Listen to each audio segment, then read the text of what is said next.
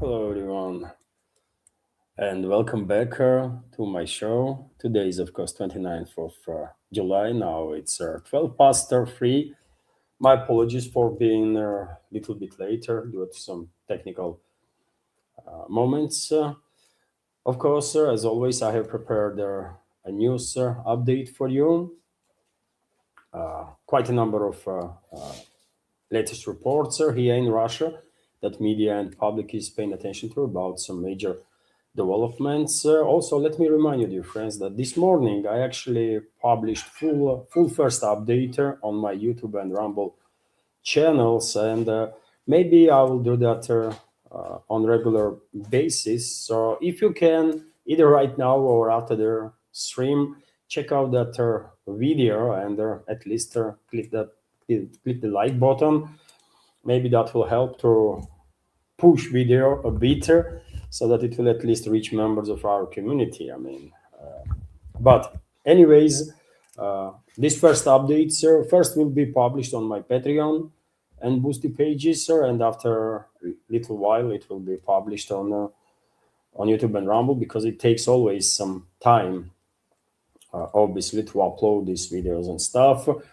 That being said, I remind you that you can initiate conversation about any topic you like. All is needed to send question or the commentary through support platforms, either through PayPal or Boosty or Super Chat on Rumble, dear friends. And when it comes to Rumble, if I may, I will share with you on YouTube in the YouTube chat. Just give me a second, friends. I will share now with you in the YouTube link to in case in case you have account and want to subscribe. And okay, that is that. I guess let's go through some news, and I will start with some positive news for Russian Federation and all the supporters of Russia out there in the world. And news is that Russian armed forces liberated two more settlements on line of contact, Svetle in the DPR and Novosich in the Sumy region. Let me show you, dear friends, locations of these settlements. So this one is Svetle right there, this area, and Russian troops are moving further, and I guess it's only a matter of a few hours, maybe another day, and Vadyanskaya settlement, neighboring Vadyanskaya settlement, will be liberated also. And if you notice, dear friends, in past several days, I reported at least 4 or 5 times about liberation of settlements in the DPR.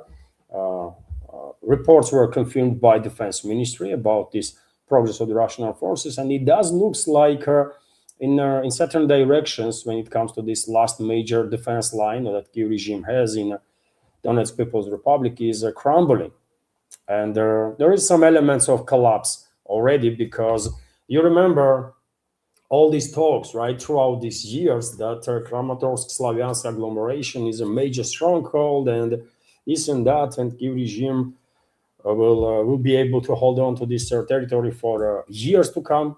Really?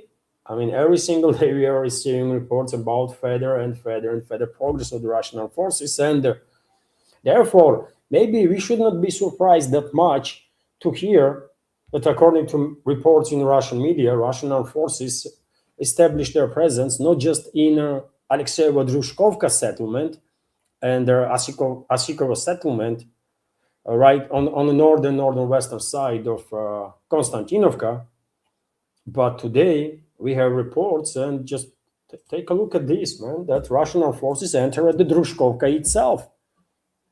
And I'm confused. Maybe some of you are confused about this report, as I am, because honestly, this comes as a big surprise to me, because Alexeyevo-Drushkovka, okay, Russian troops were operating in their area, so it did not surprise me that Russian troops entered Alexeyevo-Drushkovka and established their presence there, but Drushkovka is right here.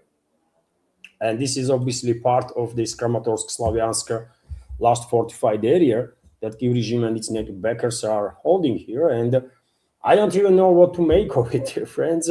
When I was reading this report on RIA Novosti, I was thinking maybe journalists of RIA Novosti get confused while talking to sources in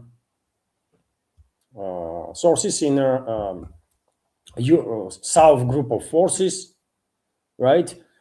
Maybe journalists of RIA Novosti confused Alexeyevo Drushkovka with Drushkovka, because it is easy to confuse, right? If you are not really familiar with certain specifics, geographical specifics of Ukraine, you might hear same name of the settlement like 10 times, right? And all these settlements are actually called the same name, but they are located in different regions. So this is Alexeyevo Drushkovka, stronghold of Kiev regime on the north of Konstantinovka, and this is Drushkovka, relatively far from lines of Russian troops that are at least being confirmed by independent sources. But nevertheless, that's what media says. South group of forces entered Drushkovka in a DPR. The group's press center told RIA Novosti. Assault units from 3rd Army Corps are already in Drushkovka, while Ukrainian propagandists continue to spin fairy tales about Konstantinovka is still being under their control and that Russians have not even approached. And this is true, by the way. That's their agenda that Western ruling class, Western propaganda, and Kiev propaganda are pushing, that they still control Konstantinovka, which is being liberated by Russian forces for like months ago or something like that. And now Russian troops are advancing very rapidly. And yet again, you share what you will make of it, but this report definitely comes as a surprise even for me. And I'm paying attention to developments on the battlefield on a daily basis, right? This is a part of my work to prepare these programs.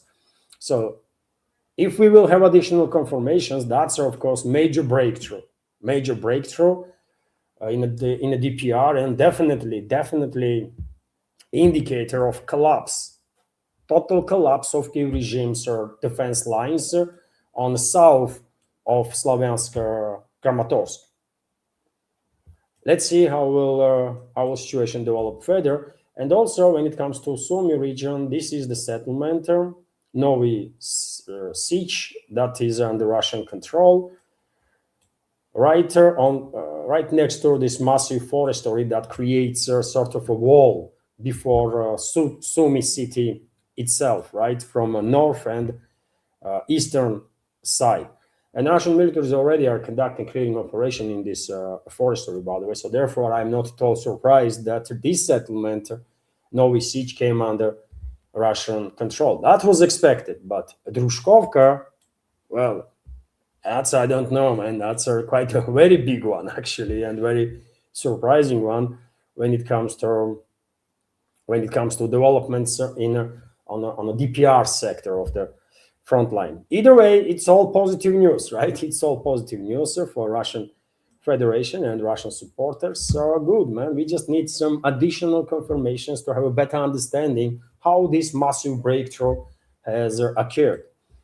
Also, we have this report that due to significant losses, Kiev regime is now transferring whatever reserves they had in the Zaporozhye region towards Kharkov direction. And this information is definitely an important one because there was all sorts of speculations, dear friends, in the past several months, especially since the beginning of this suicidal counteroffensive that Kiev regime was conducting in most western part of flank of Zaporozhye region, that Kiev regime and its NATO backers are planning some sectoral scale offensive in the Zaporozhye region to cut this mainland that connects Crimea to cut this land bridge that connects Crimea with the mainland Russia. There were also so far speculations that if not Zaporozhye, then maybe Kiev regime and its NATO backers will launch a sectoral scale offensive in the Kherson region while mass crossing the Danube River and stuff like that. You all have heard this, isn't it? And now we are receiving reports that Kiev regime is redeploying whatever reserves they had in the Zaporozhye, for example, sector towards the Kharkov, which is definitely an indicator that even if NATO generals and their Ukrainian proxies had some plans of about sectoral scale offensive either on Kherson sector or Zaporozhye sector, those plans probably are no longer relevant. And due to significant deterioration of the situation for Kyiv regime in the Kharkov region, they are now sending forces in that direction. And if you remember, a few days ago, I reported that, Kyiv regime is beginning to build up fortified areas, defensive lines around Kharkov. So they are clearly preparing for arrival of the Russian ground troops in the Kharkov direction. Right now, most active battles in the Kharkov region are taking place around the settlement of Bely Kolodets. This one here, this is Volchansk direction, and Russian troops are at this point about 15-20 kilometers away from Kharkov, I guess. What is the distance from Kharkov? This is Kharkov to, let's say, forward positions of the Russian army. Maximum 20 kilometers, isn't it? I don't know. Maybe more, maybe a little bit more, but reports that are coming in about around this direction clearly suggest that there is expectations on enemy side that Russian troops can arrive in Kharkov, in the vicinity of Kharkov, very soon. Also, I want to share with you, dear friends, this update from Russian Defense Ministry about with some details about past 24 hours. 619 drones were intercepted over Russian territory in past 24 hours. 4 long-range Neptune missiles also, and Kyiv regime on all sectors of the front line combined lost more than 1,300 military personnel killed and wounded. That is quite a massive level of casualties on the ground. As you can see, also, of course, Russian forces continue to further strengthen maritime blockade that was introduced on Western-backed Nazi and the terrorist regime in Ukraine. And we have reports about additional Russian strikes on the portal infrastructure in Nikolaev, for example. And also 2 cargo vessels were struck. So Russian troops struck military cargo storage facilities and the fuel and lubricant tanks in the port of Nikolaev, as well as 2 bulk carriers carrying military cargo in the sea east of Odessa on the evening of July 28 and overnight into July 29. And there may be one of those struck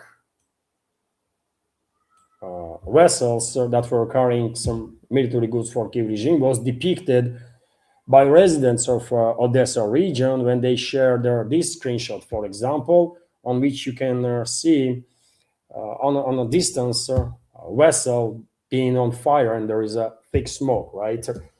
Also, just a few hours ago, there was more reports about additional new strikes, basically, and footage was also shared with the public about additional strikes on certain vessels that were delivering some military assets to Kyiv regime. Targeting happened in Nikolaev and also Odessa.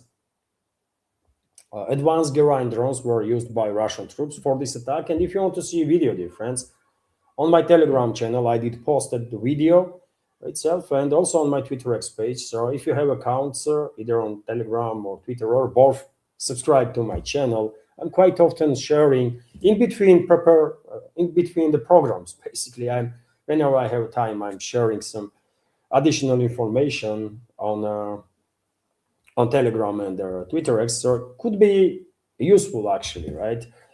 So subscribe if you can. Also, we have reports that past night Russian forces continue long-range precision strikes on military, logistical, and energy infrastructure of Western-backed terrorist and Nazi regime in Ukraine, in Kherson region, in Charkov, by the way, in Dnipropetrovsk direction, in Zaporozhye direction. Basically, throughout the line of contacts, explosions were reported basically all over the place. And I mentioned Odessa region already. There was a precise strikes on certain vessels, and also a portal infrastructure that was used to enhance military capabilities of Kiev regime. But we also have a report about a missile strike on a Stalkanat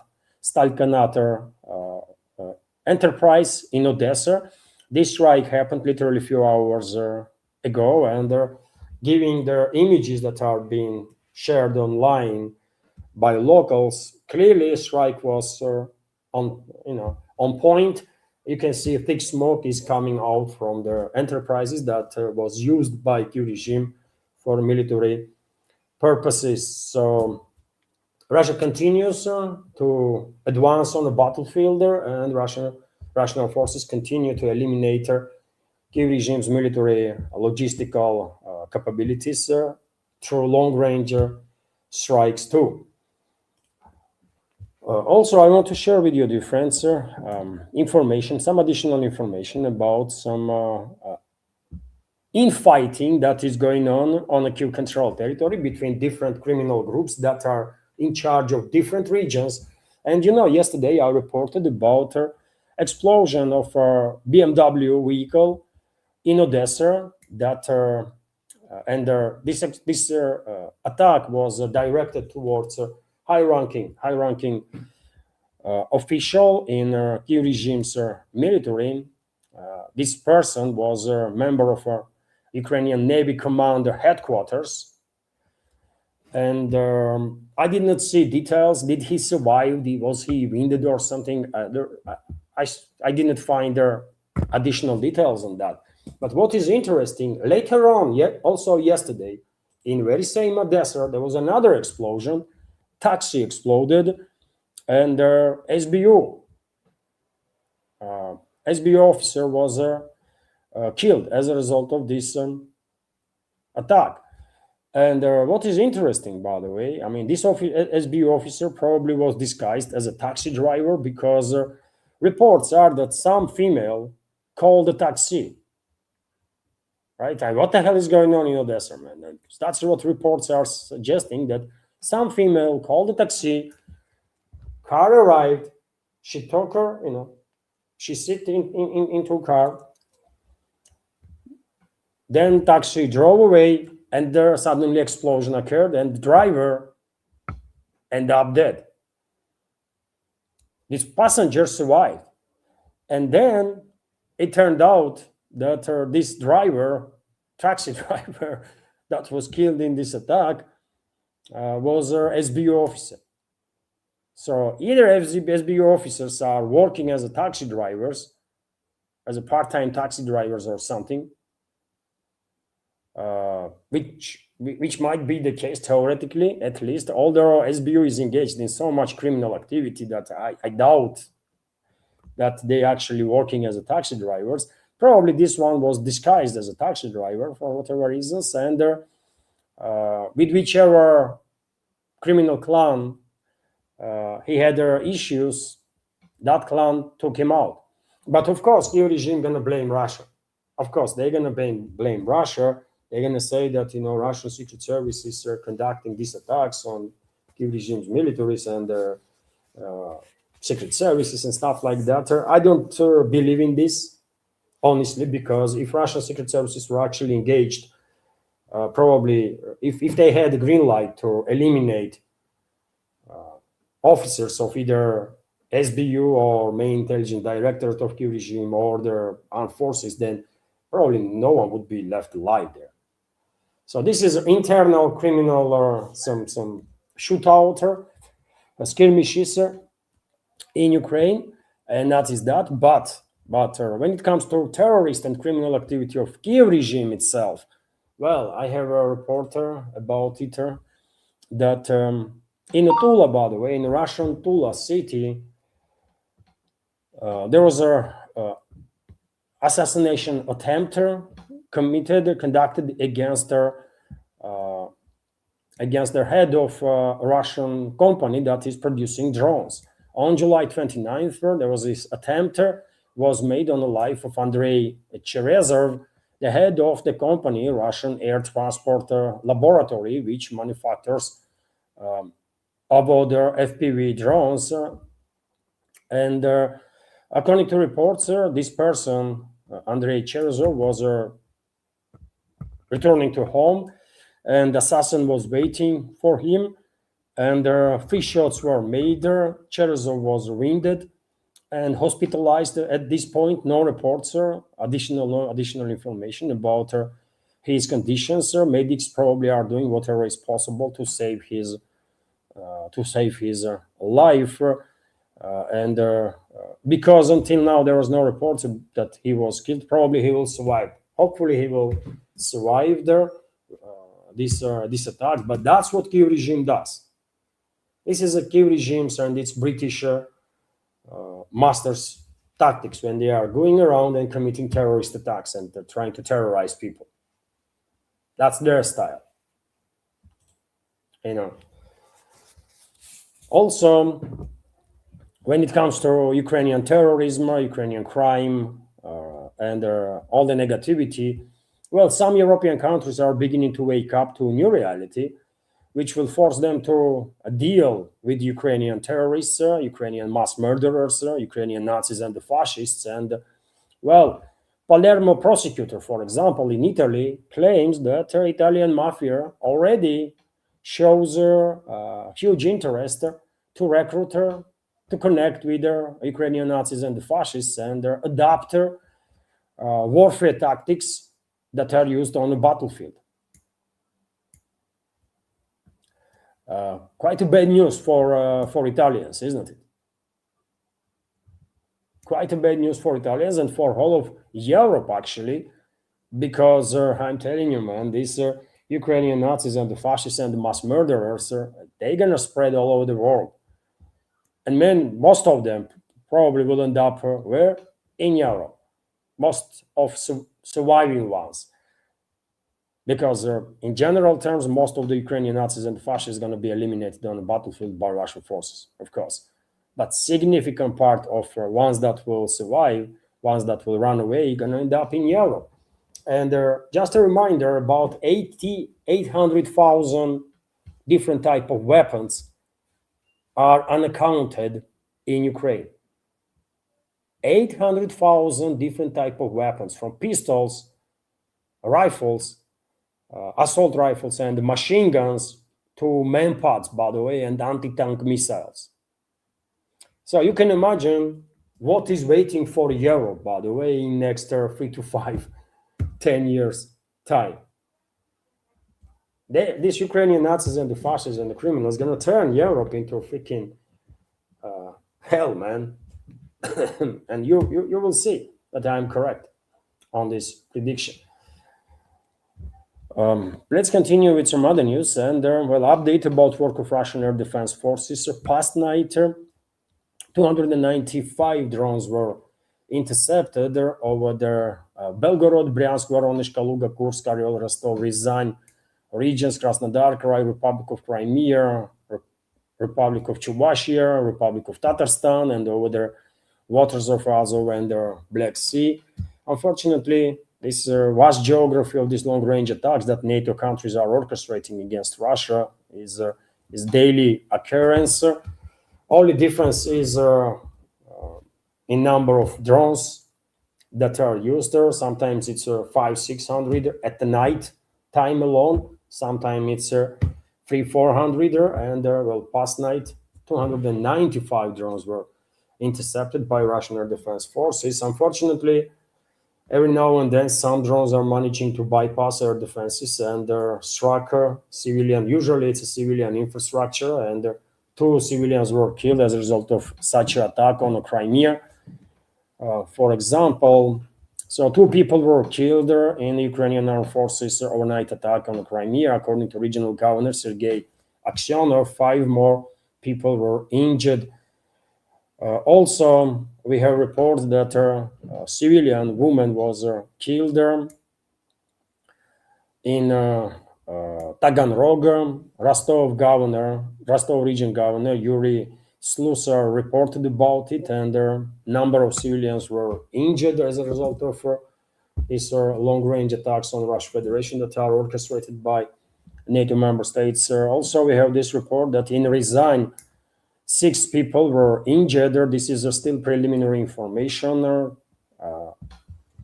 Unfortunately, casualty numbers might increase as emergency services will have better knowledge of consequences of a relatively large-scale attack on Resign.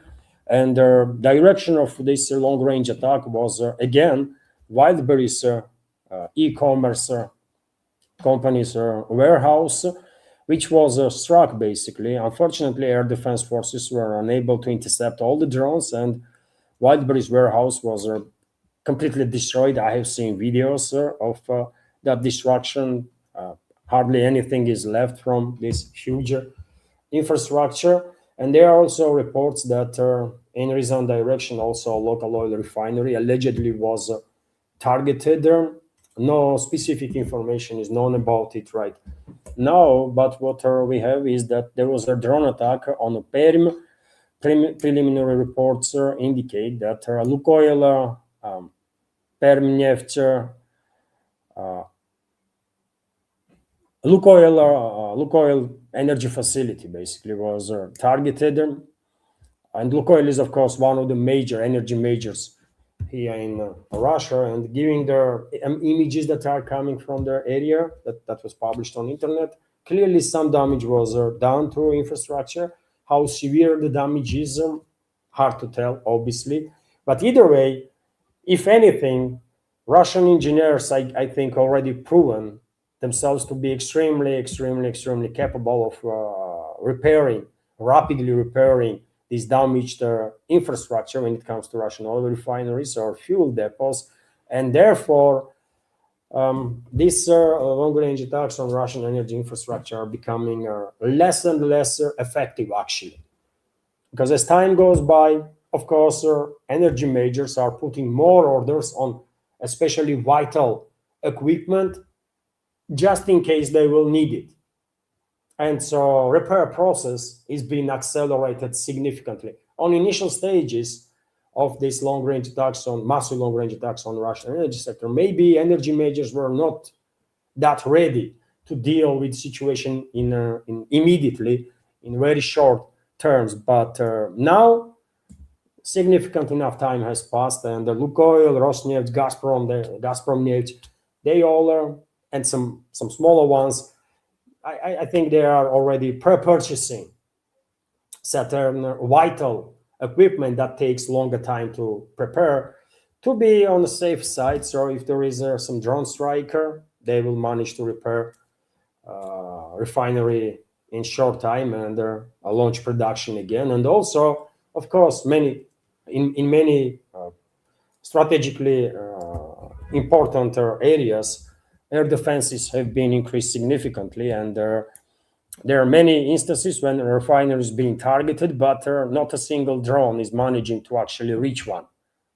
But sometimes Ukrainian Nazis and fascists and their NATO backers, their Western backers, are lucky and they're managing to cause some damage. Overall, dear friends, as I have said before, of course, these massive long-range attacks on Russian Federation are painful, 100%, by the way. If anybody says that it's totally nothing, those people are not honest.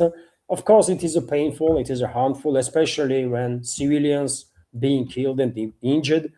And there are so many civilians being injured and killed, by the way. Last week alone, according to Miroshnik, Russian high-ranking diplomat, more than 50 people were killed, 50 civilians. Last week alone, more than 50 civilians killed, and there are more than 400 wounded. So of course it's a big deal. It's a tragedy, right? That is happening. But in terms of in the global terms, right? When it comes to Russian economical capabilities, and of course these long-range attacks, first and foremost, are designed to crumple Russian economy, to create some internal frictions in not just economy but in the society too. In this regard, Western ruling class and the Ukrainian proxies are failing big time, and that's why I'm calling these long-range attacks, these enemy long-range attacks, mosquito bites. Because That's how it looks if imagine the scale, right, of Russian Federation, geographical scale plus economical power of Russian Federation, and these these drone strikes of NATO member states, when out of 400 or 500 drones, maybe like barely dozen manages to bypass air defenses and hit something somewhere. And plus, many Russian companies are adapting to the situation, implementing, diversifying basically their work to make sure that strike on one warehouse, for example, not going to bring down the company. Of course, it is unfortunate that Whiteberries become one of the major targets for British ruling class, British intelligence services and their militaries and the Ukrainian proxies. Of course, they are receiving assistance of US intelligence and militaries too in these attacks. And I don't know if Wildberries company itself will manage to survive, losing so much of infrastructure. Maybe they will survive. Maybe state will assist her with the credits, with whatever is needed, right? Because Wildberries was a biggest actually e-commerce company here in Russia. But it is of course unfortunate that this totally civilian infrastructure was chosen to strike on Russia, and of course, yet again, calculation on behalf of Russian enemies was probably to create some internal tensions here in Russia, because Wildberries is used to be massive, right? Connected with millions of people throughout the Russia, because everybody, probably every family at one point has purchased something or many things actually on Wildberries. So I guess that was the intent, to create some internal tension, nervousness, to bring some pain on the Russian society. But I mean, if Western ruling class, in case of Western ruling class, I can understand that they have no knowledge of Russian people. They don't know how Russians are reacting on challenges. But in case of Ukrainians, I mean, they are Russians, man. They are brainwashed Russians. So they should know better. They should know better, man. Why they did it? Literally makes no sense. They are, I don't know, man. They look even smaller now. After they went for Wildberries, man, they look even smaller than before. These Ukrainian freaking non-entities, man. These scumbags, right? These brainwasher freaking animals, man. That's what they are, actually. What I also want to say, dear friends, is that advisor of a former defense minister of Kiev regime that was fired just recently by Zelensky, Fyodorov, his advisor Sergei Beskrentsev stated that Russia is achieving significant progress in terms of mass producing and deploying in a rare and also on the front line anti-satellite radio-electronic warfare systems, which is a good news. Obviously, if true, and I guess former advisor of Ukraine's defense minister probably knows something about it, because more and more Ukrainian drones are just Ukrainian/NATO drones are just failing out there in the fields, right? Because connection is being cut. The connection of drones with the operators through Starlink was cut by Russian radio-electronic warfare. So let me give you what this creature says, Sergei Beskrentsev.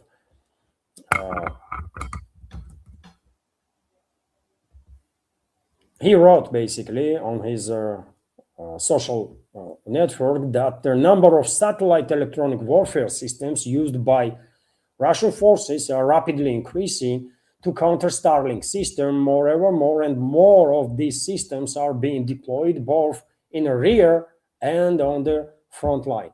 So that's quite an interesting acknowledgement from our enemy side, from hostile side. And if correct, if news is correct, then that's of course a big deal. That's a good news. Hopefully one day we will completely shut down Starlink. I hope we will, man. Starlink should be designated as a terrorist organization. All Starlink employees should be designated as a terrorists and the mass murderers. There is a lot of evidences that Starlink is used for a mass killing of the civilians. And whenever possible, all those terrorists should be brought to justice or liquidated. Because that's how you deal with the terrorists, right? No mercy, just liquidation. So hopefully this will be done one day. Hopefully. And that includes Elon Musk too, that scumbag, that animal, by the way. Freaking filthy animal. That's what Elon Musk is, right? And also all the CEOs of these AI companies in the US, IT companies that are actively engaged in production of all sorts of softwares that are used then in warfare against civilians. Palantir is being among leading companies, obviously, when it comes to this terrorist activity of the Western IT companies. And of course, Palantir should be designated as a terrorist organization, and all Palantir employees should be executed, obviously, as a terrorists. There can be no mercy towards animals, man, rabid animals, right? You cannot treat rabid animals. Only way you can deal is to execute. That is that, right? One day, hopefully, man, we will execute them all. Or we will make their life a freaking hell. That's also option. Anyways, and dear friends, I don't take no nonsense about being polite towards them. These are civilians. They are not civilians, man. They are legit target. They are terrorists. They are terrorists. Let's make no mistake. Some Westerners do incline to have a soft spot for Westerners, right, that are engaged in mass murder campaigns throughout the world. And that is a mistake. If you're positioning yourself to be decent human being, then come on, man, you cannot ever justify mass murder, right? No matter who is committing this mass murder. And Starlink and the Palantir and many other companies out there in the West that is being celebrated widely, these are terrorist organizations linked to mass killings of the civilians and the massive number of terrorist attacks. So they are terrorists, right? Literal terrorists. And there can be no mercy towards terrorists. That's all I'm saying, man. I'm not being too hawkish or something, right? I just don't think terrorists deserve any sympathy or any mercy. That is that. Meanwhile, Zelensky had a meeting. This another terrorist and mass murderer had a meeting with his colleague Patsechu, as say goes, with another mass murderer and the terrorist Donald Trump. Meeting was in Oval Office yesterday. They went together with a bunch of other scumbags to participate in a ceremony of burial of another scumbag, by the way, Lindsey Graham. I mean, honestly, man, what the hell is going on? When it comes to Western ruling class, man, honestly, you're going to struggle to find even a single decent human being, man. Honestly. Can you name single decent human being in the comment sections, basically? I mean, when it comes to Western world. Please name single decent human being in your country that is a part of elites, right? I'm not talking about ordinary people, by the way. There are a lot of good people, obviously. I'm talking about ones that are part of a system and still somehow maintaining integrity and their decency and dignity. Is there even a single one in your country? Especially if you are from the West. I would like to know. But yes, there was this gathering in the White House. Zelensky and Trump had a conversation. Of course, Zelensky, I mean, both sides just said that it was a good conversation, good meeting. No details was shared with the public. Journalists were not allowed to ask a question after the meeting, right? And so very little is known what they actually talk about, but we can have an educated guess, isn't it? Zelensky most likely asked for more weapons, Maybe he even went as far as to ask for more money, even though Trump don't likes to talk about giving money to anybody, right? But weapons, most definitely, they spoke about weapons. Reports are that Zelensky allegedly asked for 300 Patriot interceptor missiles until winter, and Trump allegedly promised to help with that. There are also, even before this meeting, there was reports, speculations that maybe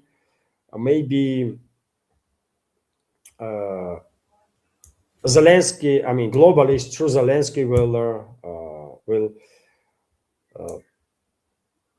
try to indoctrinate Trump into new idea of air ceasefire that Kyiv regime and its European backers are desperate now for, especially after Russia introduced maritime blockade on Ukraine, exactly through aerial means, right?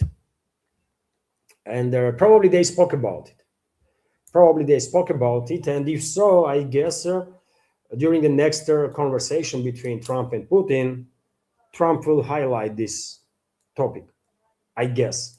And there was expectations that after a conversation with Zelensky, Trump would call Russian president. Even Trump himself hinted on a couple of occasions in the past several days that he will ask Putin about this and about that.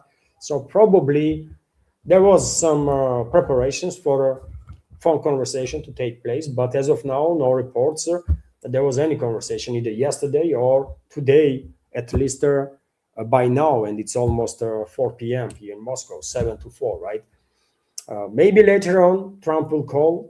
After all, right now in the US, in Washington, is early morning, isn't it? Still, I guess. If there is anybody, by the way, right now online from Washington, what time is there in your city? Probably it's, I don't know, early in the morning, anyways, right? 7, 8, 9, something like that. So once Trump wakes up, maybe then he will contact the Russian president. We will find out, and we will have a better understanding if Western ruling class gonna push for actually gonna push for aerial ceasefire or something like that. Meanwhile, and if they do, if they will, of course, despite my skepticism in regards to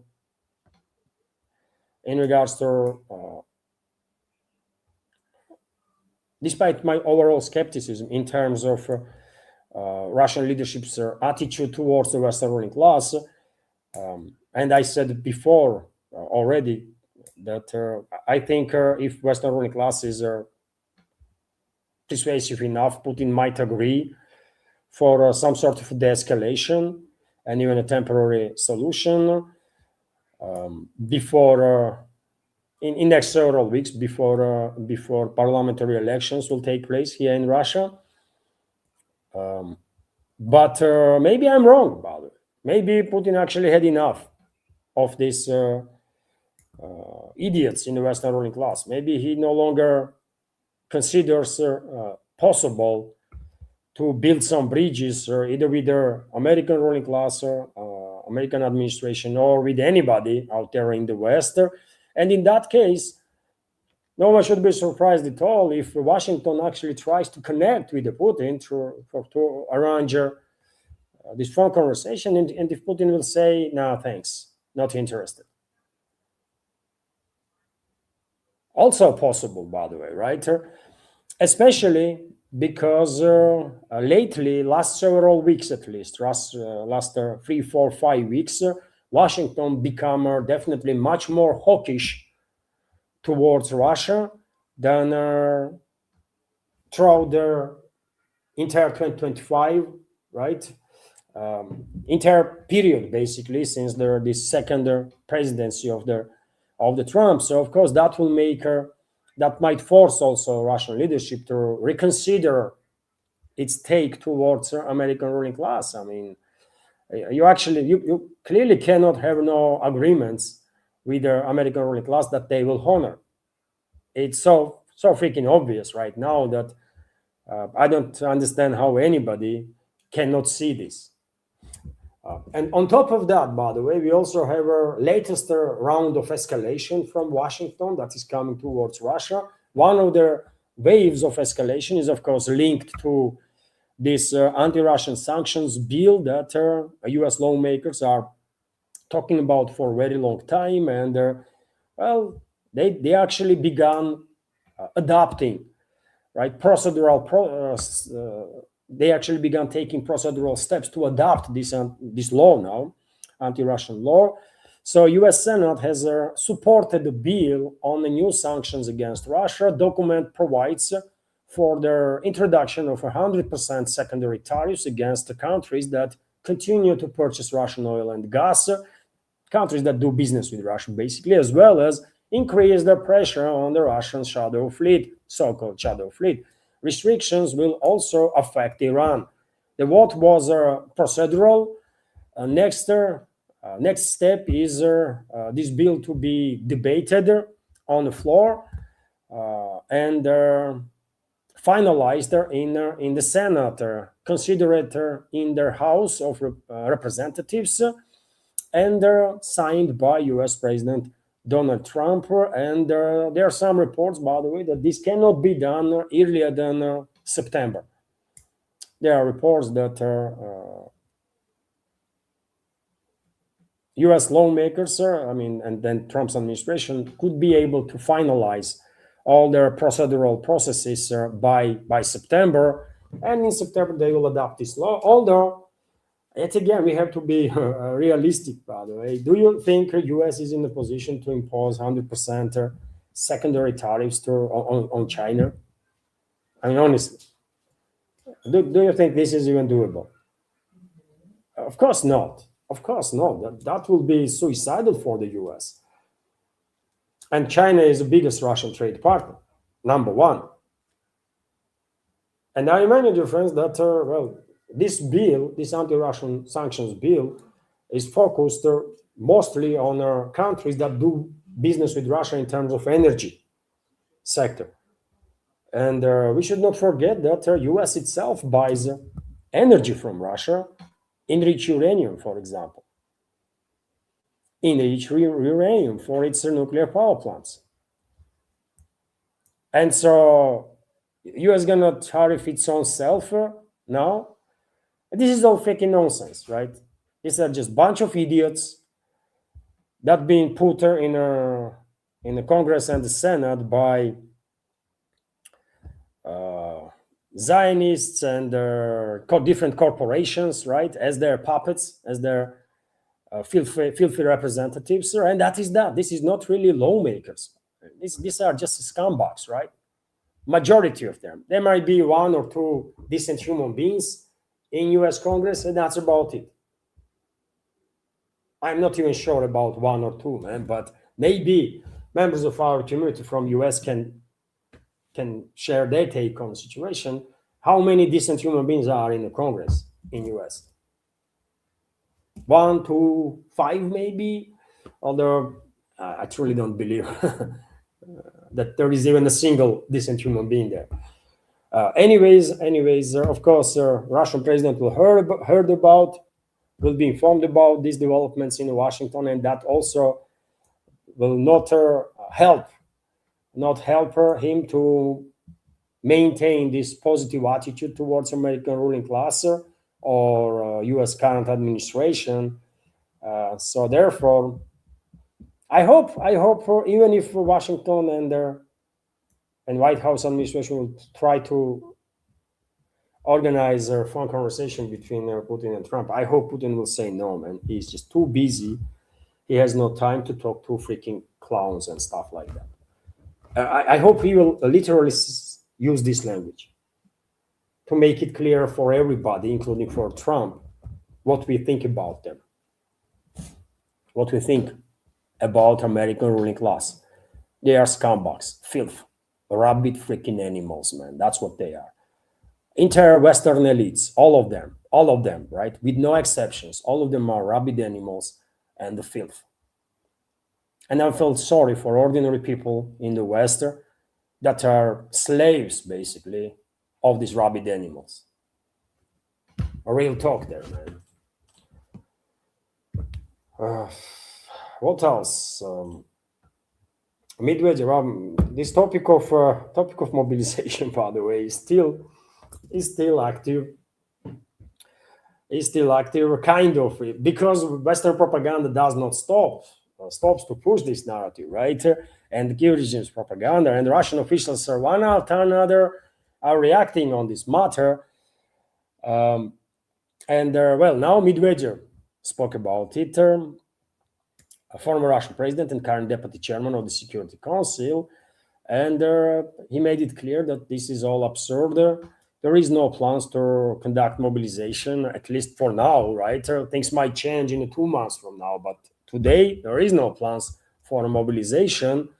And I said that many times before, because if you want to mobilize 300,000 or 500,000 or million people, that means you're going to be engaged in a tremendous logistical work. Right? To prepare ground for these mobilized people, to prepare everything from uniform to food, by the way, right? How are you going to mobilize these people? Where are these people going to be stationed? What they going to dress? What they going to eat? Or what weapons they going to have? This is an enormous logistical work, right? And as of now, there is not a single report throughout the Russian segment of internet about any movements being made in this direction. So therefore, I believe, no matter how skeptical I am in general terms, I think Russian officials are on point. They are saying the truth, by the way. There are no plans to mobilize any number of people, any number of reservists in immediate future. Yet again, in a couple of months' time, who knows what's going to happen. But right now, there is no such a plans, right? And we should also keep in mind, dear friends, that when you mobilize people, those mobilized reservists, they have to undergo 3 months training before they will even end up anywhere close to a line of contact. They have to go at least 3 months training, correct? And so if for this moment, and it's the end of July, right? It's end of July now, 29th. So if now there is not a single indicator that mobilization is being planned, then, and we know that mobilized people have to undergo training for 3 months, then there is, I think, very low probability that Russian leadership will go for mobilization in autumn, in a late autumn, let's say, because yet again, 3 months training, and you're gonna put these reservists into a 3 months training process when weather is hellish, really? Now, if you want to do mobilization, you want to do mobilization either in the spring or in a summer, right? So that you will prepare your forces to, let's say, conduct operations, to get engaged in operations during the, let's say, winter time. But you're not gonna try, you're not even gonna try to put hundreds of thousands of reservists into training camps for 3 months in autumn, by the way, because can you imagine what autumn looks like here in Russia? All these Rasputitsa stuff and rest. It makes no sense. It just makes no freaking sense, right? So therefore, because there was no mobilization until now, there is no signs of preparations for mobilization. I think there's gonna be no mobilization here in Russia this year, at least this year. That's what I think, by the way. Anyways, Medvedev, I can give you a quote of Medvedev, what he says about mobilization. Rumors and publications about possible mobilization in Russia are blizzard and their provocation fueled by their enemy. Deputy Chairman of the Security Council, Dmitry Medvedev, characterized such publications at a meeting of the Russian Security Council in their interdepartmental commission on recruiting contract servicemen for the armed forces. That's what he says. It's a freaking nonsense, and I believe there is no. It's a nonsense. All these rumors, by the way, and there is no plans for mobilization, at least in 2026. I don't know about 2027, but 2026, nah. And also, we should keep in mind that Western elites, they don't know Russia. Western propagandists, they don't know Russian people. They don't know how our psyche works, right? They think while pushing this narrative of mobilization, they're going to scare people here in Russia. In reality, they're not going to scare pretty much anybody. I mean, maybe few will. I mean, few people always scare of something, you know. In every society, there are a certain group of people that always are scared, always running away, and that kind of stuff. You cannot help it, man. Every society has those, right? Very sensitive people, and God bless them, man. I'm not judging nobody, right? But majority of men, by the way, here in Russia, vast majority of men here in Russia, not going to run nowhere. And if mobilization comes, and as I have said in previous updates, if Putin today, tomorrow, day after tomorrow, will address the nation and says, dear community, dear friends, we try through political means to deal with this Western ruling class. It didn't work, right? I've been criticized by you, society, that and you've been frustrated because of this restraint policy that I was adopting. But I was hopeful. Now I'm not so hopeful that diplomacy will work with these freaking rabid animals that are in charge of collective West. So therefore, now we're gonna choose other path. We're gonna restore deterrent with this collective West. That means that we're gonna strike back on those motherfuckers, right? And to stay on the safe side, I have to go and mobilize, I don't know, 500,000, 700,000, million, 1.5 million reserves. You know what will be the reaction? Reaction will be applause. I mean, thanks God. That will be the first reaction, and thanks God. You know, he wake up finally. And now let's go and finish the job. That will be the reaction. That is my reaction. That will be my reaction. That will be a reaction of everybody. Because that's how it is, man. You know? And when we are mobilized, we will try our best, given our knowledge and abilities, to be as effective as possible on the battlefield or in any direction that we're going to be sent, right?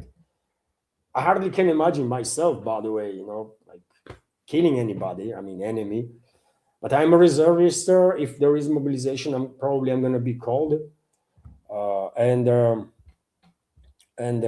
when I think about it, and I actually think about this stuff, by the way, time to time, I can understand. I hope, you know what my hope is? I hope in a training camp, that 3 months that I will have to go through training camp, that will be enough to train in myself, first react and then think about it. That's all modern type of training is focused on, right? You shoot first, right? And then, you know, because training after Vietnam War, you know what happened, isn't it? After Vietnam War, experts were working on the data that they had, and they realized that many U.S. soldiers were not shooting at the enemy in a close range, and they changed their training tactics. It was a psychological stuff. We humans are not built to kill each other. We are social animals, so killing our species is not something that comes naturally for us, right? For humans. And the Americans start changing the training tactic. And since Vietnam War, US militaries are trained in a way that they shoot first, right? Instinctively, you know. Then they think.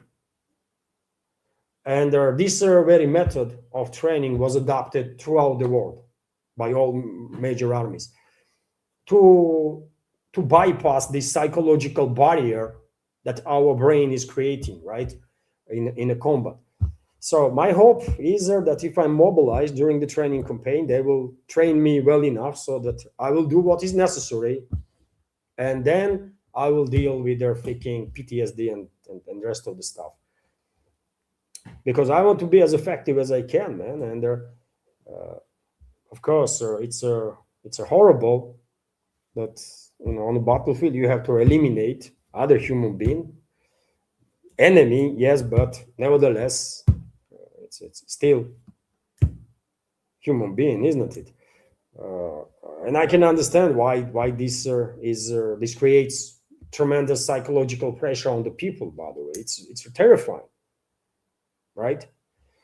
It's terrifying. It should be terrifying. Same time, it should be terrifying because we are not being created by God or nature as cannibalistic creatures. We are social animals.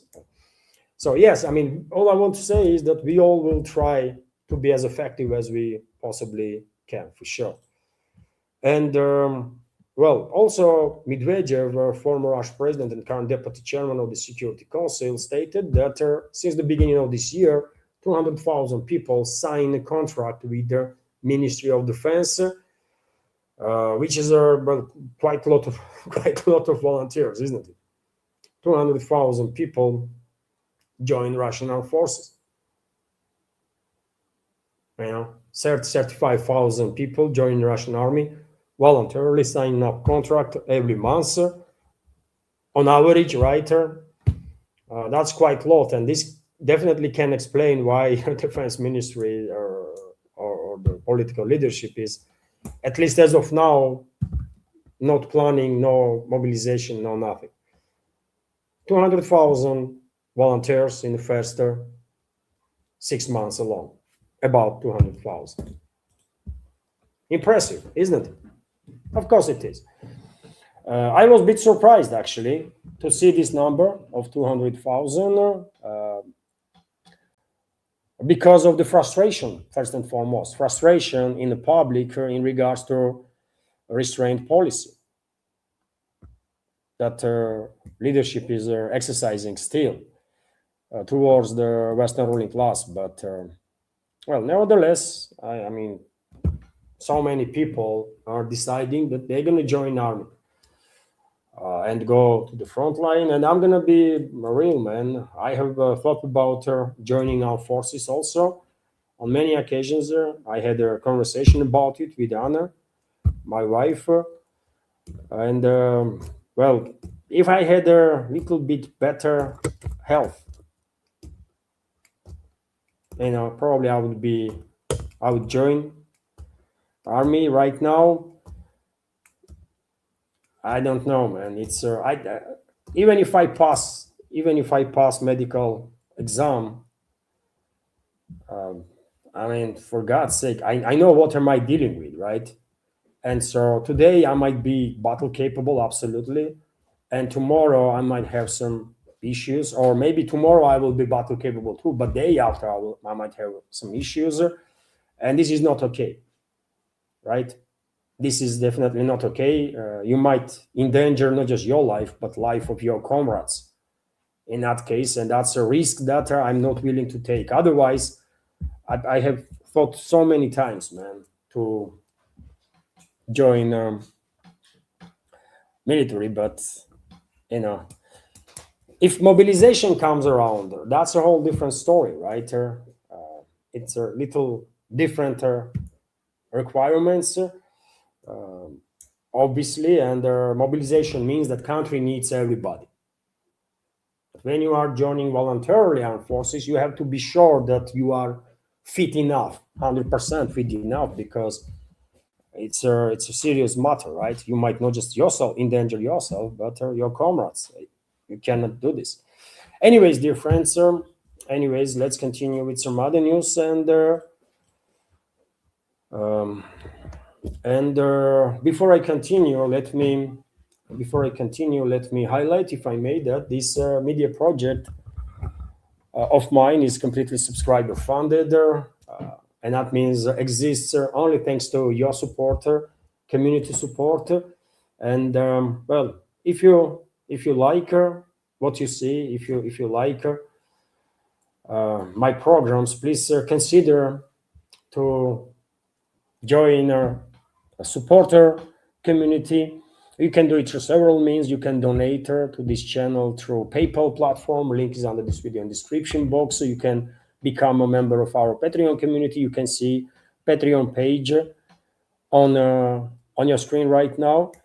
And as I have said many times before, in order this project to be in more or less safe place, our community on Patreon needs to double, and it's not happening, man. It's so difficult, right? It's so difficult, but yes, maybe you can join our community on Patreon. Monthly subscription starts from $5, and you can choose there your level of support during the subscription. You can join on Boosty if for whatever reason you don't like Patreon. I have a page on Boosty too, and I'm publishing extra content on regular basis on both these platforms as my thank for support. Also, during the live streams, you can use super chat feature on Rumble, of course, or you can use a premium subscription gift card on Rumble to donate. And right now I dropped in a YouTube chat again a link to my Rumble channel just in case. And that is it. Many thanks to everybody, of course, whoever supported and continues to support my work. Thank you very much for keeping this project alive and for keeping me in this field of news and political commentary. Hopefully I'm producing original enough content, right? Something that you're not going to come across on every other channel. I hope my programs are original enough. That's been said, dear friends, let's continue with some other news. Middle East, Middle East that is related with the Ukrainian crisis, with Ukraine. Abbas Araghchi, foreign minister of Iran, had a conversation with the Kiev regime's so-called foreign minister, and Abbas Araghchi wrote on his social media, Kiev must compensate for the damage after the attack on Iranian vessel in the Caspian Sea. He also noted that Iran does not seek escalation, but clearly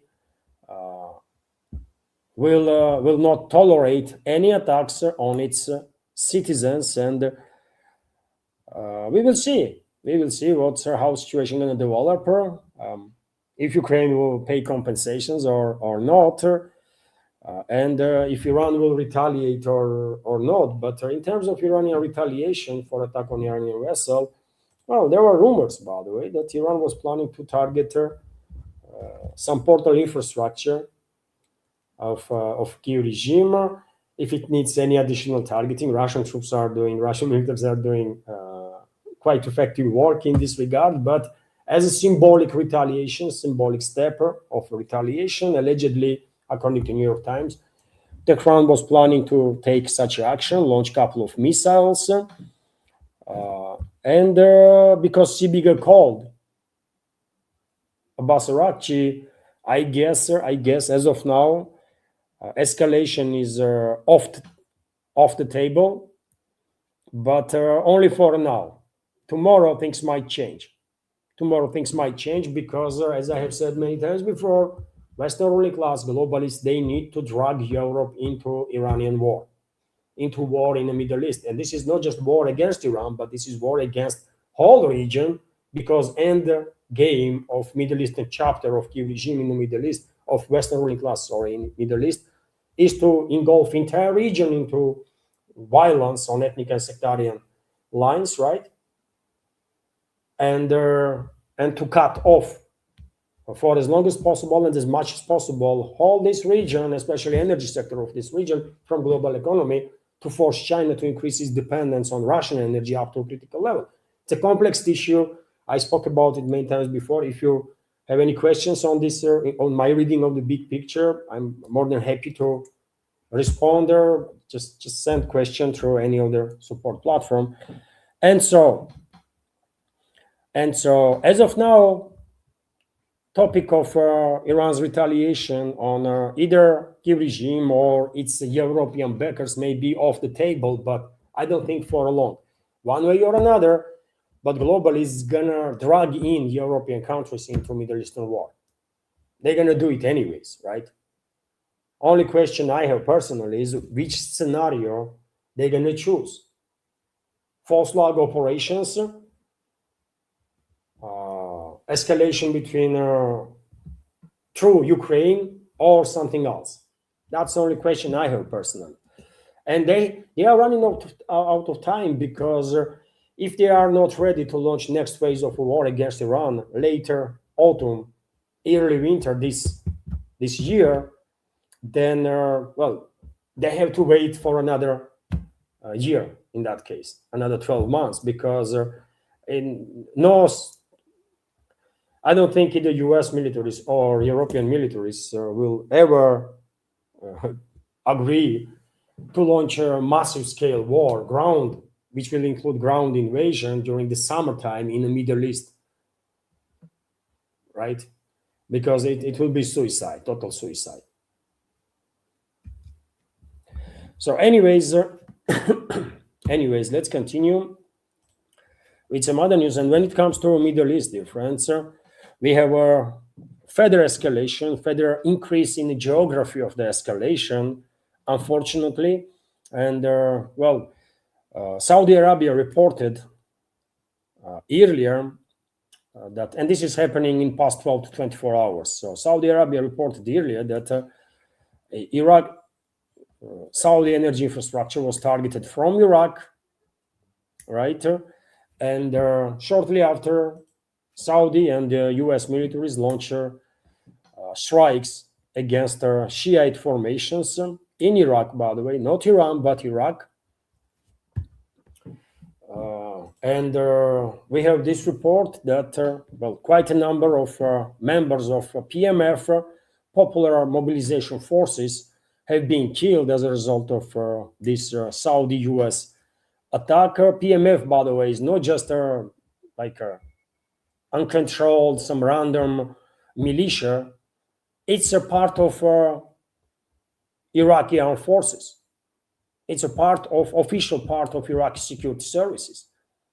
And as DD Geopolitics explained on its Telegram channels, the PMF are not an independent militia under Iraqi law. They are an official component of the Iraqi armed forces established by the Iraqi parliament and operating under the state's command structure. So Saudi Arabia and US targeted Iraqi army, Iraqi state institutions, Iraqi security services. This is an act of war against Iraq. And that's why I asked question on the thumbnail, is US launching new war in the Middle East, this time around against Iraq? And their answer might be yes. And you know why? In order to prepare ground for a massive invasion into Iran, of course, US militaries and their allies, they'll have to have total control over the Iraq, or as much control over the Iraq as possible. And well, of course, Shiite armed formations, parts of armed forces, Shiite brigades, let's say, in armed forces, of course, are obstacle for the US. And maybe all this Saudi escalation, first against Yemen, now against Iraq, is just a part of a bigger plan that Western ruling class and their proxy regimes, including American regime, has to escalate basically with Iraq, deploy massive number of troops, right? Occupy Iraq again, basically, right? At least establish a corridor from Syria towards northern Iraqi Kurdistan, right? And use this corridor for shipment of everything, weapons, manpower, munition, and everything, to then use Iraqi Kurdistan as a major platform or major stronghold for invasion of Iran. And that's why we are observing now escalation between US and Iraq, although Saudi is being used as proxies, right, to pave the way for this escalation. That's what is happening. All this stuff is part of a preparation of the ground for invasion of Iran. But you know what? I'm not sure, honestly, I'm not sure that US militaries, I mean, I don't even count Saudis, man. Saudis don't really have militaries. I'm not sure US military is going to be able to actually establish this corridor from and have total control over it, right, in the northern Iraq, from Syria to Kurdistan. We will see. They're gonna try for sure, man. They're gonna try for sure, and already I'm quite sure many U.S. assets are deployed into Iraqi Kurdistan through Syria. Some maybe from Turkey, but I don't know about that. But from Syria for sure. So this corridor in smaller scale is already working, but Americans going to widen this corridor. That's what is going on. If you are asking why Americans are bombing Iraq now, that's why. And they can bring a lot of equipment, a lot of manpower through Mediterranean, by the way, obviously, right? First to Syria and then from Syria to Iraqi Kurdistan. And if I see this picture, if I read what the US is doing, what Western ruling class is doing, then of course, think tanks in Iran also see the same picture, also read perfectly well what's going on. And of course, they are preparing, and that's why every now and then Iraqi special forces, Iranian special forces are conducting some operations to eliminate and weaken leadership of some Kurdish terrorist groups in Iraqi Kurdistan and those groups themselves too. But it's escalation. It's an escalation, clear indicator that ground invasion is in works, for sure. Iran, meanwhile, strike on U.S. base in Jordan. You know, Trump last Friday, isn't it? Stop targeting Iran. First and foremost, because the U.S. militaries are running out of long-range missiles, right? So they stopped targeting Iran, and for past days, Iran was also not targeting American assets. But now we have this report that past night Iran struck U.S. assets in Jordan. So IRGC launched a strike on U.S. airbase in Jordan. Islamic Revolutionary Guard Corps aerospace forces fired ballistic missiles at the U.S. Central Command Air Base and the headquarters in Jordan several hours ago. This was reported by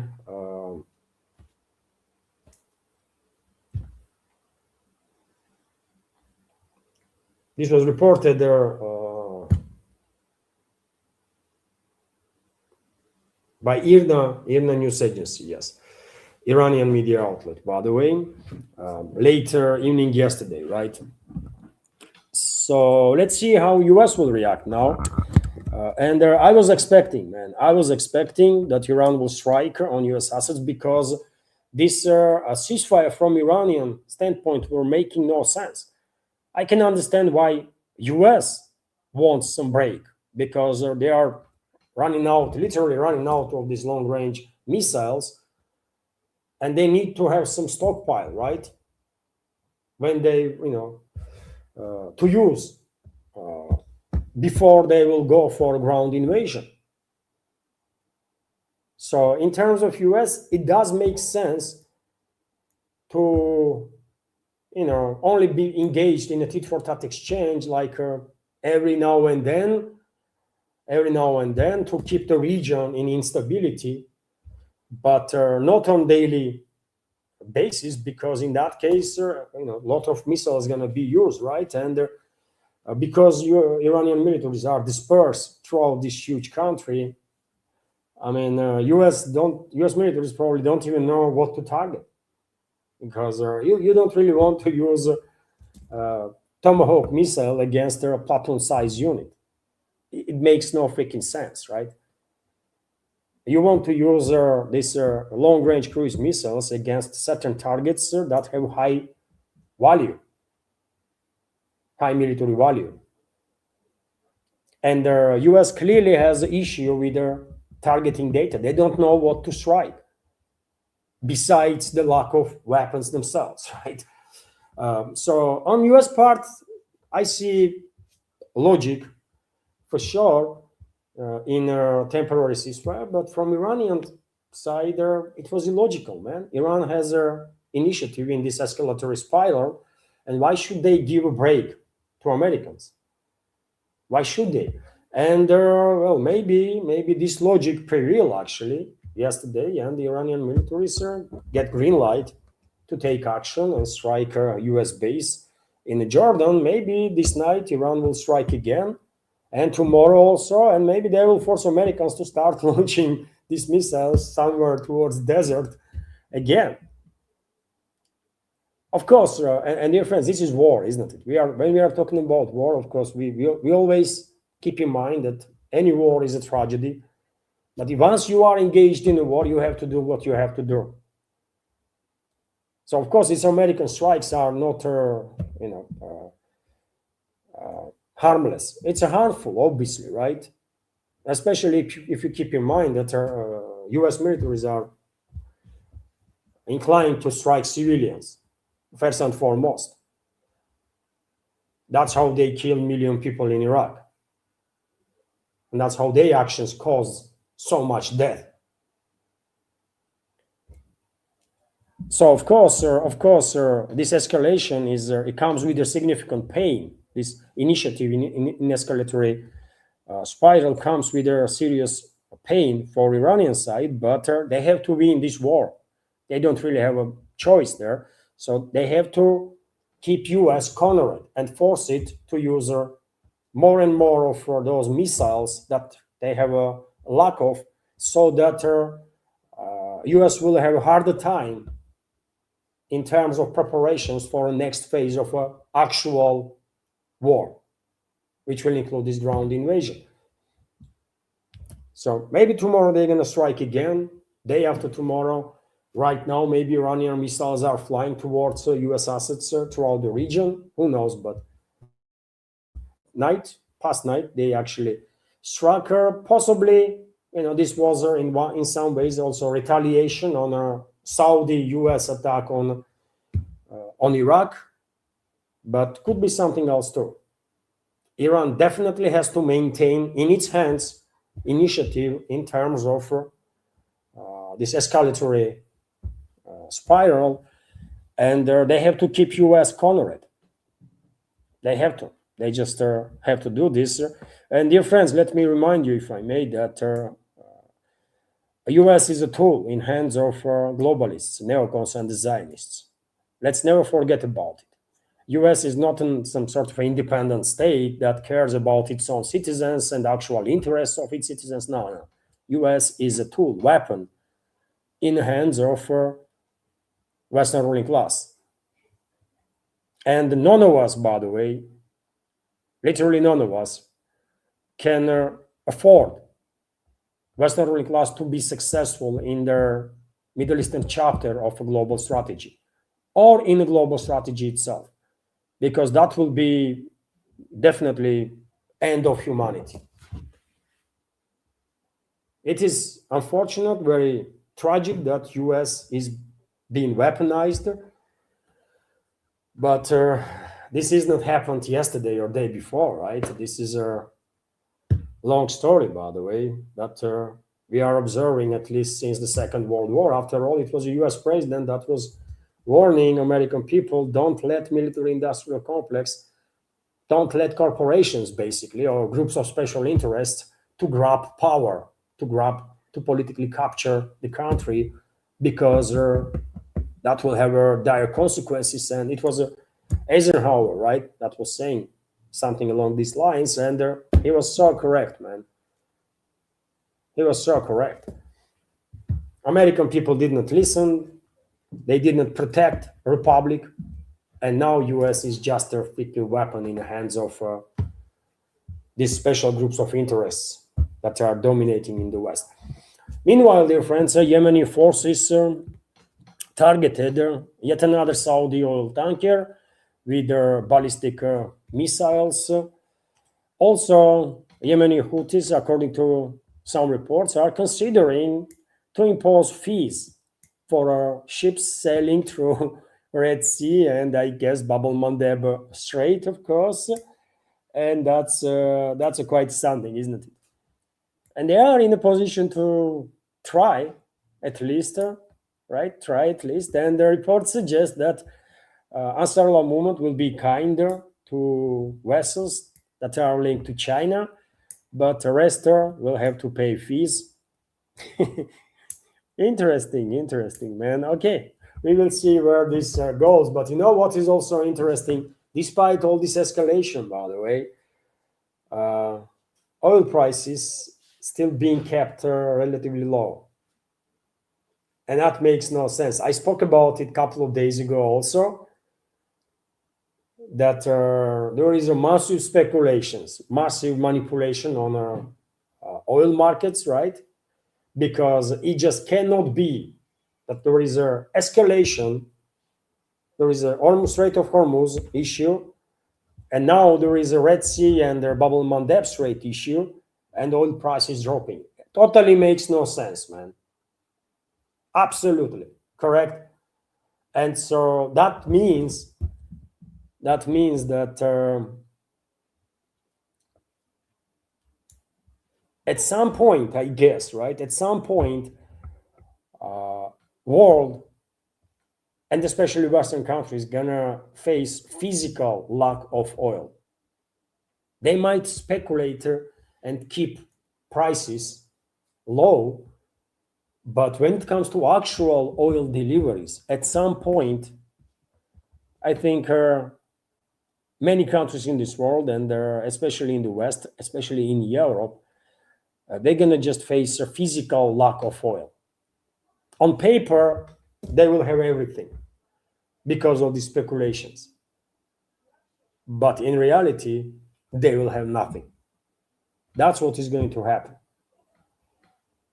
I wonder how markets will react on these reports that Houthi rebels or Ansarullah movement plans to introduce fees now on maritime shipping in the Red Sea and the Strait. Oh, quite something. With whom they're gonna cooperate? Djibouti. It's Djibouti on the other side, isn't it? Of that area. Yes, it is. So no, it's almost straight. So that's Bab el-Mandeb Strait, and yes, it is Djibouti, right? That's Djibouti, country that provides bases for everybody who wants. Chinese have a military base in Djibouti. US has military base. Brits have military base, and God knows who else. So yes, on one side it is Djibouti, on the other side it's Yemen. Okay, so we will see, man. We will see. I wonder how market's gonna react. Prices will drop again, I guess, right? Because of the speculations. Also, I want to share with you, dear friends, this interesting report that allegedly, Iran will get Chinese shoulder launcher missile systems in a few weeks. In a few weeks' time, according to Reuters, which suggests that Beijing is allegedly planning to supply Iran with several hundred-man portable air defense systems to strengthen the country's air defenses.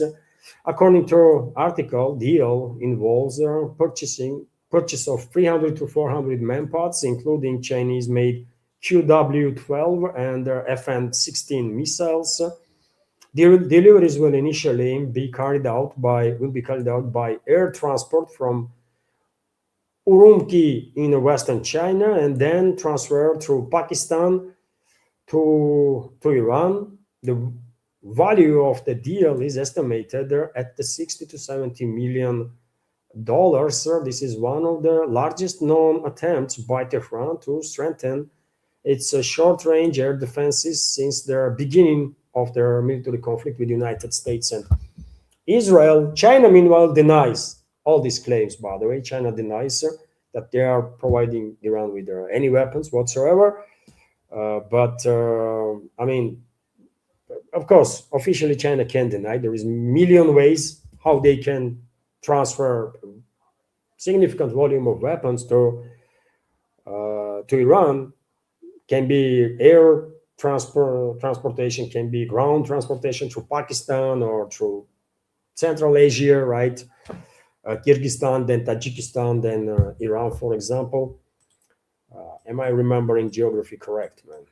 So this is China, right? So yeah, they can send their stuff into Kyrgyzstan, then from Kyrgyzstan to Tajikistan, and from Tajikistan to Afghanistan, and from no. From Tajikistan to either Afghanistan or Turkmenistan, you see, and then Iran. Anyways, there is a ways, right? Iran can send whatever they want to Russia, and Russia will deliver. But I have some questions in regards to this report on Reuters. 300 to 400 manpods. I mean, what is that, man? It's like peanuts, right? What is 300 manpods, man? Nothing. It's manpods for literally, I don't know, 2-3 battalions maybe. This is not a serious volume to make some noise, actually. And then, well, if I was decision maker in Iran, I would not really seek Chinese manpods necessarily. I'll definitely look for Russian manpods, especially because there is a high probability that Russia will have no issue giving me the manpods, while China might come up with all sorts of nonsense that, yeah, this and that, and let's do this way and that way. Russia can just give it to me, because Moscow does not afraid of any sanctions from the West, right? Even if on a political level, Russian leadership will say, what are you talking about? We don't even know where Iran is. So how we can send something to Iran, weapons or intelligence, if we don't even know where this country is located, for God's sake? So don't say nonsense, you, Reuters or whomever, right? And yes, what Western ruling elite is going to do about it if Russian leadership will this openly mock them all?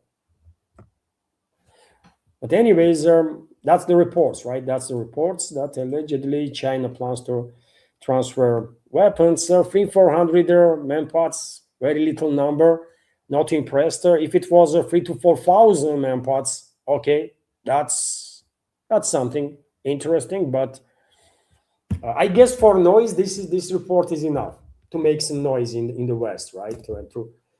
For clicks, this news will do. But it's nothing of actual seriousness, man. It's no big deal, really. Even if true, man, 300 manpods, yeah, who cares? Anyways, Iran itself has, like, I don't know, man, at least 3,000 to 4,000 manpods, I guess, right? So that's why I'm saying 300. What are you talking about? Meanwhile, Netanyahu promised, had a meeting also with Trump and yesterday, and he promised that Israel will not attack Iran unless they will inform Trump about intention. And same time, he said that Israel will maintain right for retaliatory strikes and stuff like that.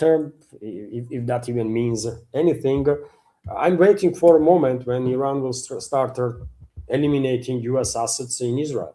It is time, man. It is time.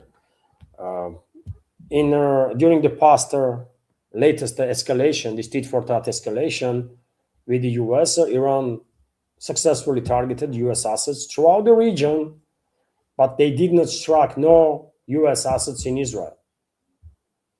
This is not good, man. This is not good. US assets have to be eliminated there, of course, in Israel too, because Israel is becoming like major military base now, major military hub for US. And so, I mean, Tehran have to do something about it. They have to do something about it. They cannot just ignore presence of tremendous volume of military assets of US in Israel, right? They have to go after those assets to minimize their military capabilities of US in a region and minimize their force that will actually be deployed during that, especially during that initial phase of a next stage of the escalation, when US will first go with their massive long-range attacks on Iran, and then with their ground invasion from Iraq in the north, and from Oman Gulf into this southern eastern parts, right, where Belugis live compactly. So I expect any day now Iran to start eliminating US assets in Israel. Makes sense, man. Absolutely. Okay, let's go for a couple of other news, dear friends. Telegram co-founder Pavel Durov has been charged here in Russia. So Telegram co-founder Pavel Durov has been charged in Russia with aiding terrorist activity, and an international search has been initiated for him.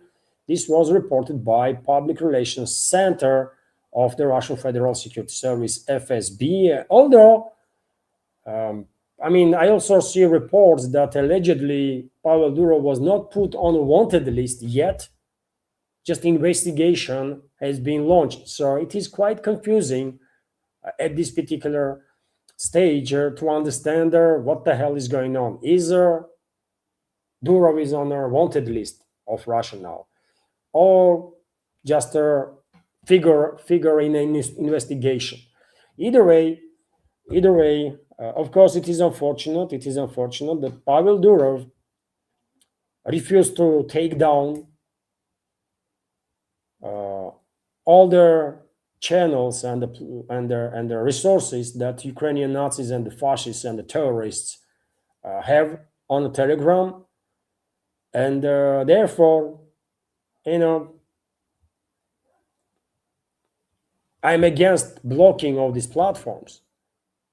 I'm against blocking of the platforms, and I don't support that Telegram is blocked because, well, everyone is accessing Telegram anyways, right? Including through VPN, and that's the reason why FSB still going after Pavel Durov, right? Because unfortunately, these Ukrainian Nazi and fascist groups are managing to do some harm to Russian people and Russia through Telegram, right? While recruiting some brain-dead individuals to conduct some terrorist activity and to do some harm, right?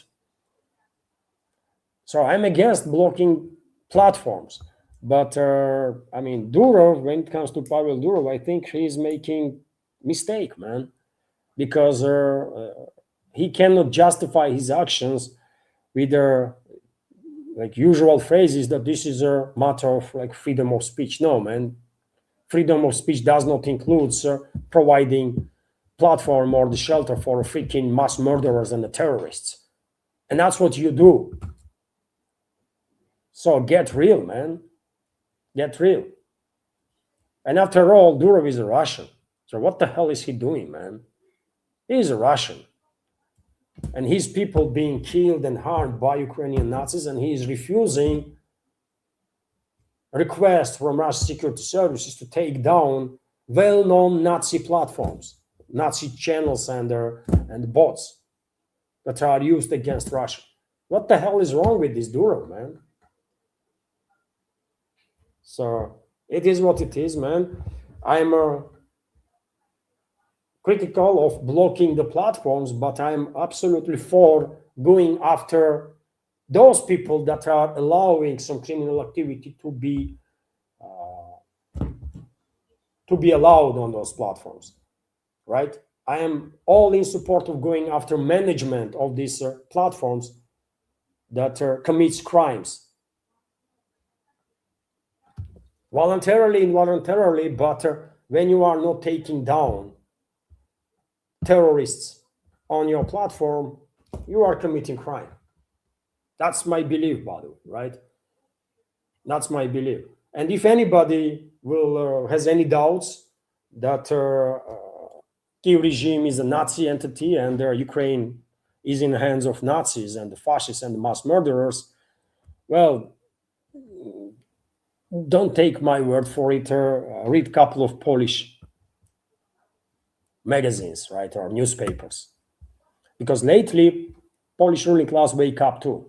They decided that, well, they're gonna wake up. They were ignoring issue, a problem of Nazism and the fascism and glorification of Nazi mass murderers in Ukraine for a very long time, but lately somehow they decided that, well, now it is time to acknowledge the truth. So don't take my word, go and check on Polish media and you will see what modern Ukraine is and the regime there. So I don't know what the hell is wrong with Durov, man. He is a Russian and he's refusing to protect Russians. What the hell, man? Crazy. Some crazy stuff there. And by the way, literally like a couple of days ago, I read an article in which there was information that Peskov allegedly stated that there is some communication with the Telegram, which is leaving some window Telegram to be deblocked. So it was something of positive. And today we have this report that Durov is become a part of investigation. I mean, yeah, okay. He should take down all the Nazi Ukrainian content on Telegram. Totally, man. Right? That is that.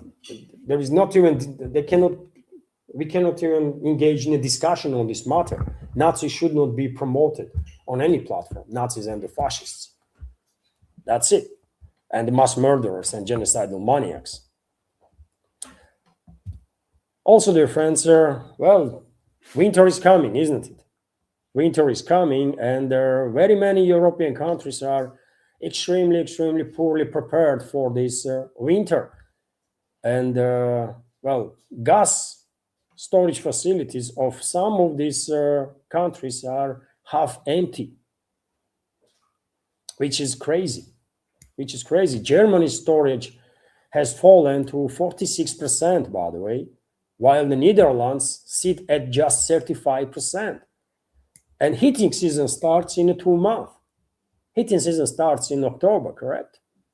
I mean, maybe in different European countries it's different, but in the Northern European countries, Baltic countries, heating season definitely starts somewhere around late October at least.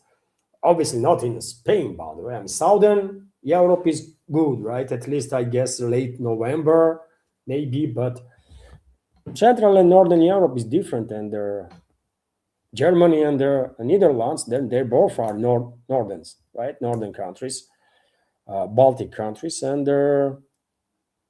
these numbers are horrifying, actually.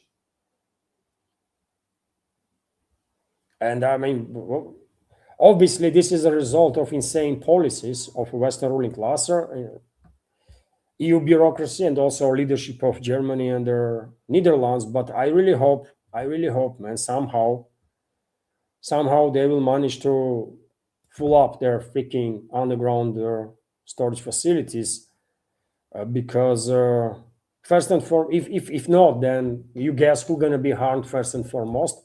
People like us, man, ordinary people, and we don't want that. So hopefully they will do something, because this is horrifying, man. Germany is only like 46% ready for winter when it's late July. And Netherlands is in even worse situation, 35%. Is leadership of these countries are freaking totally insane? Probably they are, isn't it? And I'm gonna end the news segment, dear friends, on another news that yet again clearly demonstrates madness that is rages throughout the leadership of Western world, because as a kind of 20-second package of sanctions against Russia, European Union plans to sanction 1,600 companies for helping Russia one way or another. And these companies are from all over the world, by the way, from Russia, from China, from India, from Europe itself, from everywhere, right? These freaking imbeciles, man, that are in charge of Europe, probably thinking that, well, if they finally destroy economy of Europe, they will get rid of energy crisis, because there will be no need in, you know, in energy, at least a high demand on it, right?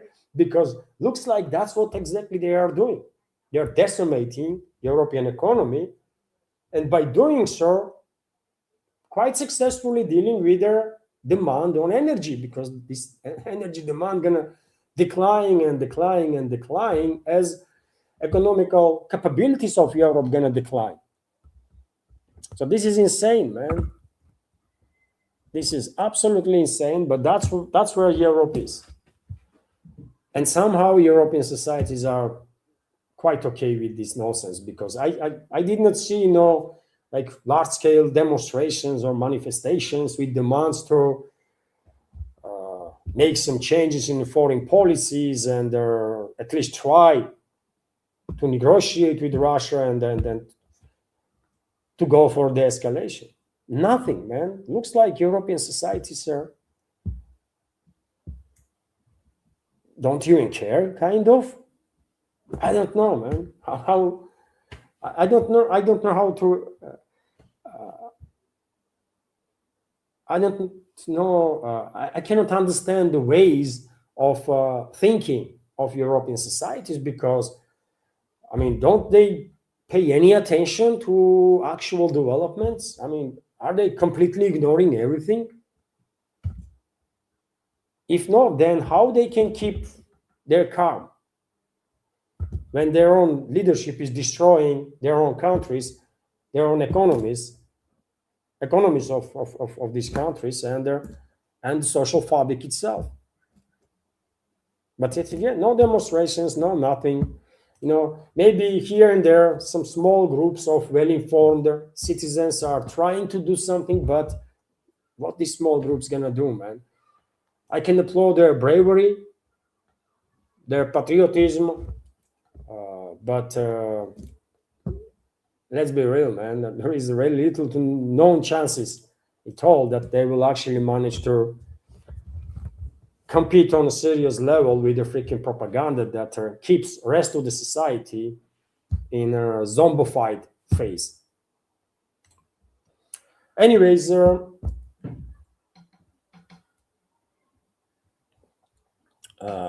dear friends, let's have a conversation now, right? Let's have a community chatter. News segment is finished on that. In case you like the news segment, please indicate that.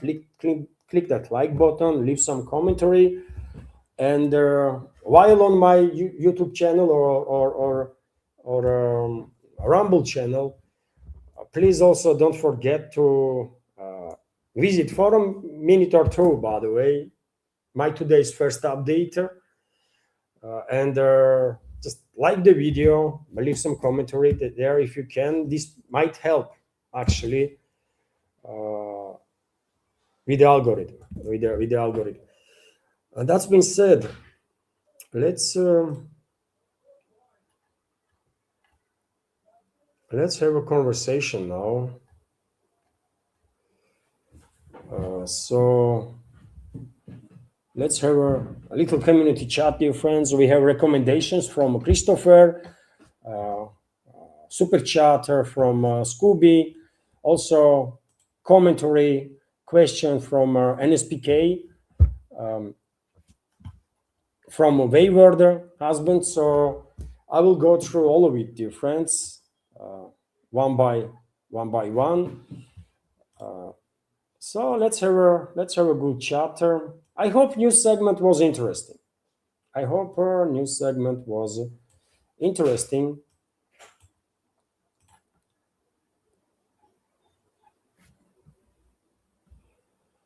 So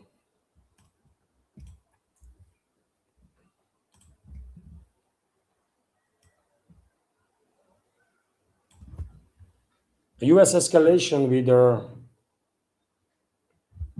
Iraq is also is of course something. Clearly, they are going after that corridor, right, from Syria to Kurdistan. They want to widen that corridor and then use it to deploy whatever military assets they plan to use for invasion into Iran from Iraqi Kurdistan. That's why they are escalating there, man, 100%. And now let's go for little community chapter. And I will start, as I said, I will start with the recommendations from Christopher, if I may. Thank you very much, Christopher, for your recommendations that are interesting. Where you are helping the project with these recommendations through PayPal and the donations, and same time you are giving us a good hints about some interesting new content or interesting content out there on internet that you are coming across. So first recommendation from Christopher is about video on the Serious Report channel, YouTube channel, about fate of Ukraine. Ukraine will cease to exist as a major Russian offensive anticipated soon. That's the headline of the video there, and the headline says it all, isn't it? It must be interesting. Also, another recommendation from Christopher: Europe can't fight Russian commander Steve Jeremy on the coming war, and energy vulnerability. Europe can't fight Russia. Yes, Europe can't fight Russia. I agree with that. And there is a opinion of Steve Jeremy on this matter. This video can be seen on YouTube channel called Peacemonger. So thank you for sharing that, Christopher. Another one is Russia fuel crisis ends, rumor on Kiev's payroll, Putin on his slow approach. This can be seen on YouTube channel called GNF. And the Russian fuel crisis is not yet over. Unfortunately, there are regions that are still experiencing some difficulties, although the situation is improving 100%. When it comes to Loomer, you know Loomer, dear friends. Maybe you don't. I never watched anything of her. I have listened to some opinions of some people about her. I have read some stuff about her. Alisa, stop. Спасибо.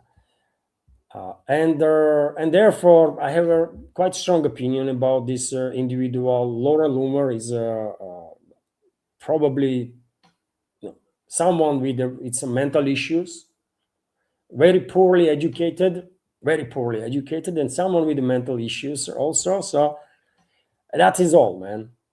And she, according to Anatoly Shary, by the way, Ukrainian journalist in exile, she get around $2 million. According to sources of Anatoly Shary, and Anatoly Shary is a bigger blogger when it comes to Ukraine, right? He's in exile. Kiev regime is after him, right? There were several attempts of assassination on him, actually, that Kiev regime conducted throughout the time. And he has a lot of sources.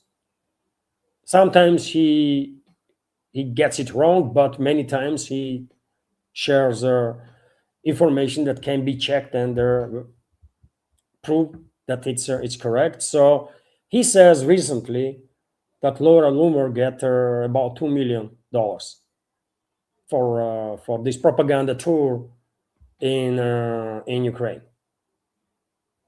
A lot of money, by the way, right? A lot of money, and it's not just Laura Loomer. I mean, Tim Pool. Tim Pool, isn't it?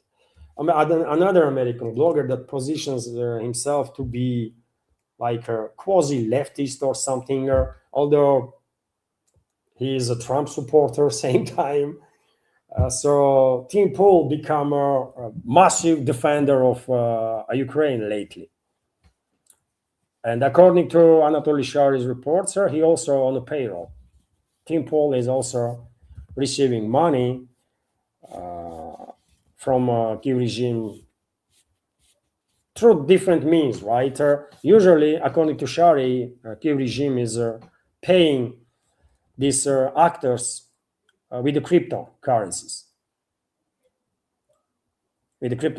So probably Laura Loomer did not get her $2 million of in cash or something, or literally dollars, but $2 million worth of some crypto or something.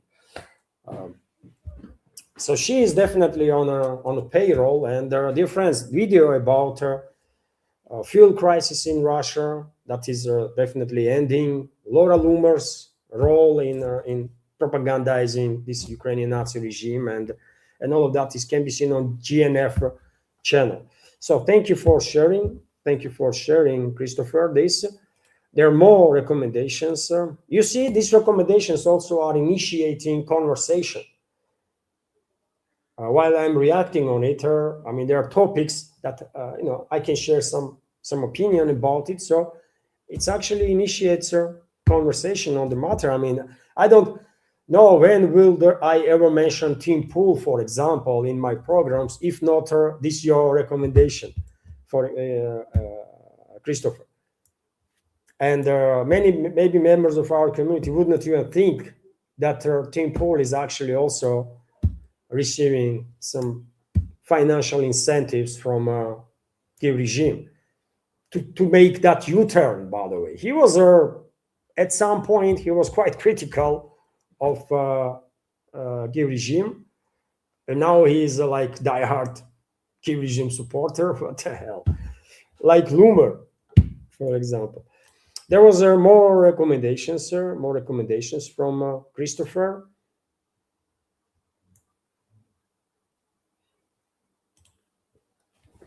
Another recommendation,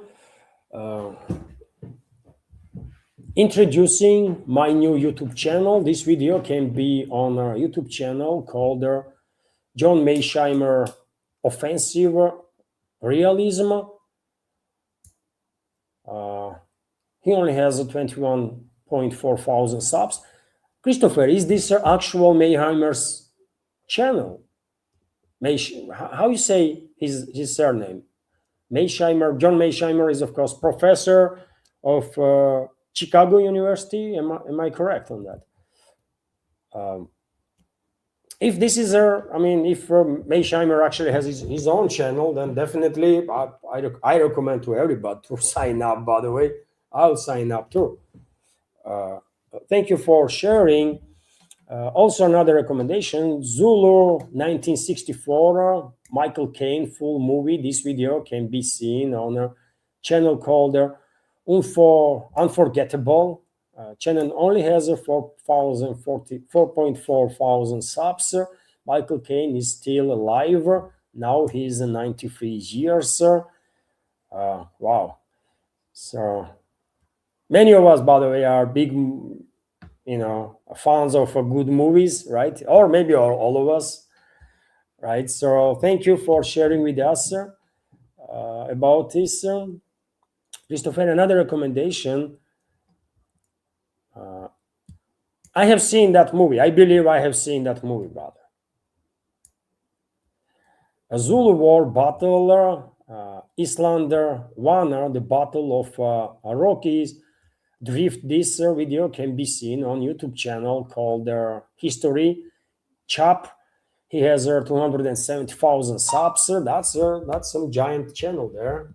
So thank you for sharing this. And there is another recommendation also from Christopher.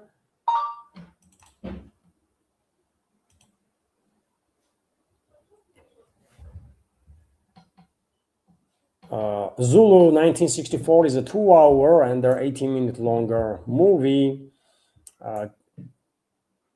Additional information on that on a channel called Unforgettable. Also, dear friends, there is a recommendation.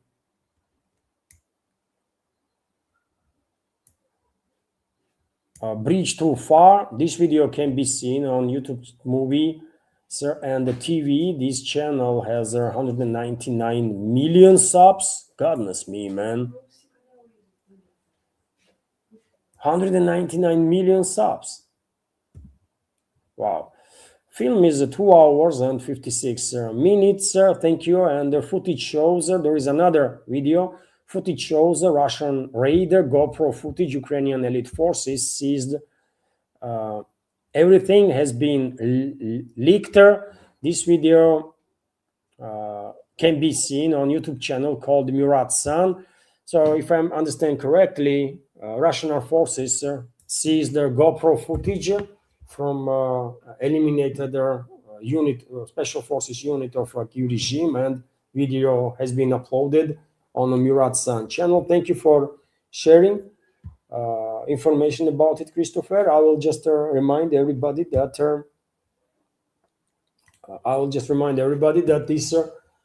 this combat videos, of course, are not for very sensitive people, because it's some stuff there that is very disturbing, and sensitive people might lose sleep, to put it mildly. And there are more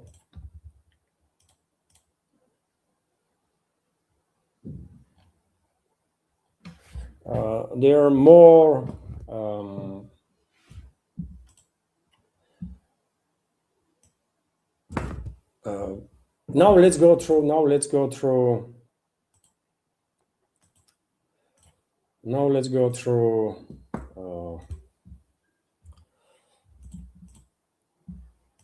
super chats. Same time, dear friends, I'm making some screenshots and stuff, so that's why I might take little pauses. So now let's go for reaction on super chats. So I see this super chat from Scooby. Thank you very much, Scooby, for your super chat on Rumble and their $2 donation. And Scooby is commenting, told you merging the wars was a strategic mistake for the West. Both Iran and Russia would be combining pressure on China to get involved. Well, for the West, it is for the West, launching this Middle Eastern chapter was a fundamental mistake. I think they miscalculated their own capabilities. 100%. It is so clear now that they significantly underestimated Iran and its friends, and overestimated their own capabilities, or capabilities of the countries that they control, including the US. And they are now cornered, basically. But still, because I think Western elites are unable to face the reality, they will continue on this escalatory ladder. And that means, in my personal opinion, that they, one way or another, through escalation, through some false flag operations against European assets in the Middle East or in Europe, or through Ukraine, or through somehow else, but they will try to drag European countries, European NATO member states, into a Middle Eastern war. They're going to do this. And it is a mistake, strategical mistake. I agree with you 100%, but these Western elites, they are just unable to acknowledge this. They can't. They're literally unable to see their own mistakes. That's what power does, actually. Power, it's not I'm saying, but that's what are well known throughout the human history, that power corrupts. Absolute power corrupts, absolutely. And the mindset of Western ruling class is totally corrupt. And they are absolutely out of touch with reality. So therefore, they will continue to escalate. That will corner them even further, right? And eventually they're gonna get beaten badly by Iran, by Russia, and directly or indirectly by China too. Although when it comes to Chinese involvement or active involvement in the process, I don't know. China is very careful. If China known for anything, is that they are very, very careful. They are very careful in their foreign policy in terms of being engaged there in some sort of aggressive campaigns. So therefore, of course, China will assist Russia and Iran. No doubts, no questions about that. But in terms of like aggressive involvement in this fight, probably they will choose restraint. But we will see. Thank you for sharing, Scooby. Thank you to you. Many thanks to Christopher, of course, for recommendations. Many thanks to you, Scooby. And there were more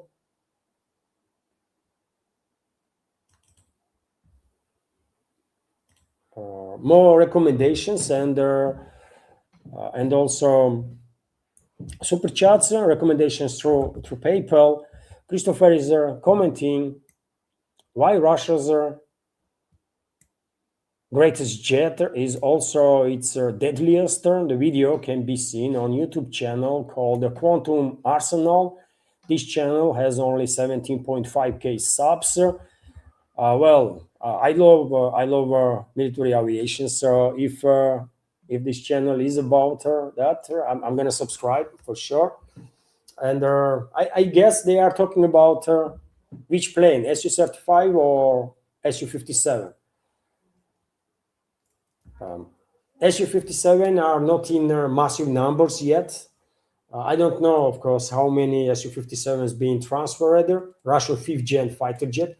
I don't know how many Su-57s being transferred to Russian Air Force, but numbers are still low. Maybe we have only about 50 of those planes, while our Su-35s are much more, right? And the Su-35 is, I believe, best 4++ generation fighter jet. Best. No one even close, right? No one. Rafale, good plane, but not even close to Su-35. Swedish Saab, great fighter jet, but not comes even close to Russian Su-35. F-15EX, by the way, should be fantastic plane too. F-15 generation basically is a great planes, right? Great fighter jets. But I think Russian Su-35 is much more capable than F-15EX. And that is that, isn't it? There is only a few countries that are actually good in producing the fighter jets, and Russia is definitely among the leading countries. So it's gonna be interesting. Thank you for sharing, Christopher, information. When it comes to, if this video is about Su-57, then I think Su-57 definitely is most deadliest fighter jet out there. Fighter jet, by the way. When it comes to air-to-air combat, especially when it comes to close-range combat, Su-57 will obliterate anything and everything that flies. There is no plane come close, by the way, right? After all, I don't know if this is true, but legends are circulating that allegedly in aviation schools in the West, pilots being taught that if they somehow end up in a dogfight with a Soviet era or modern Russian fighter jets, best they can do is eject from the plane straight away because they are finished. Is it true, by the way? Is this, or is that just a legend? But I have read about it. I have heard about it that in the Western piloting schools, that was the attitude there, and probably still is, that if you somehow end up in a dogfight with a Soviet era fighter jet or modern Russian fighter jet, just eject, because you're not going to be able to do anything. You're going to die. So better eject her straight away and don't risk. That's how good our fighter jets are, Bob. So in especially in the close range combat, although beyond, when it comes to beyond BVR fights, right, beyond visual range fights, longest air-to-air kills also are on either Russian Su-57s or Su-35s. We also have longest air-to-air kills, rather, beyond ranges of 150, 200 kilometers.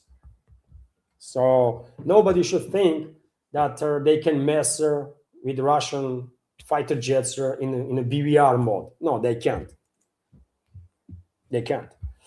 Also, there is a recommendation from Christopher: epic close quarter combat, rare drone capture, every shot fired. This video can be seen on YouTube channel called Military Update. This channel has 259,000 subs. I'm subscribed to, I believe, and I will watch this video for sure. Interesting. Thank you for sharing, Christopher. Also, Scooby, thank you very much for another super chat. Scooby's and your donation through super chat. Scooby is commenting, why don't you apply your journalist skills to do what Patrick Lancaster does, Levan? Less chance of PTSD that way.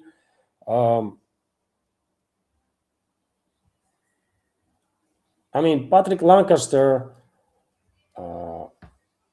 he has different history of developing his channel, right? And somehow he managed to have he managed throughout the years, he managed to establish contacts with the Russian militaries, with the Russian certain media outlets. He's done a great job in this regard, and he's welcomed in frontline regions. They trust him, right? It takes a long time. It takes a very, very long time to get to that point. So Patrick Lancaster has done tremendous work in this regard, right? So he has different path. He went through different path. I have a very different path, right? We can't compare, and therefore I don't really have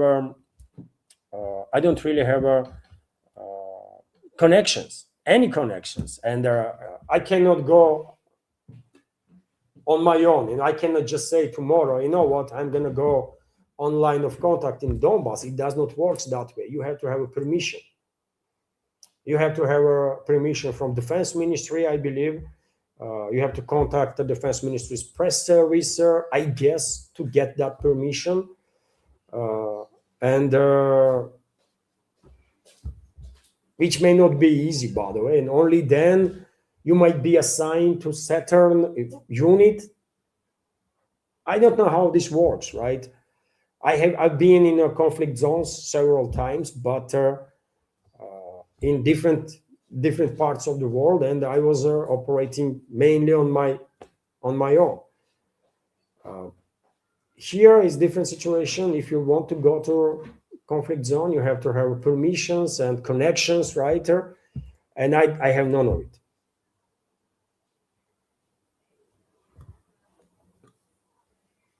So that's why, if there is a mobilization, for example, I mean, maybe during and I'm mobilized, right?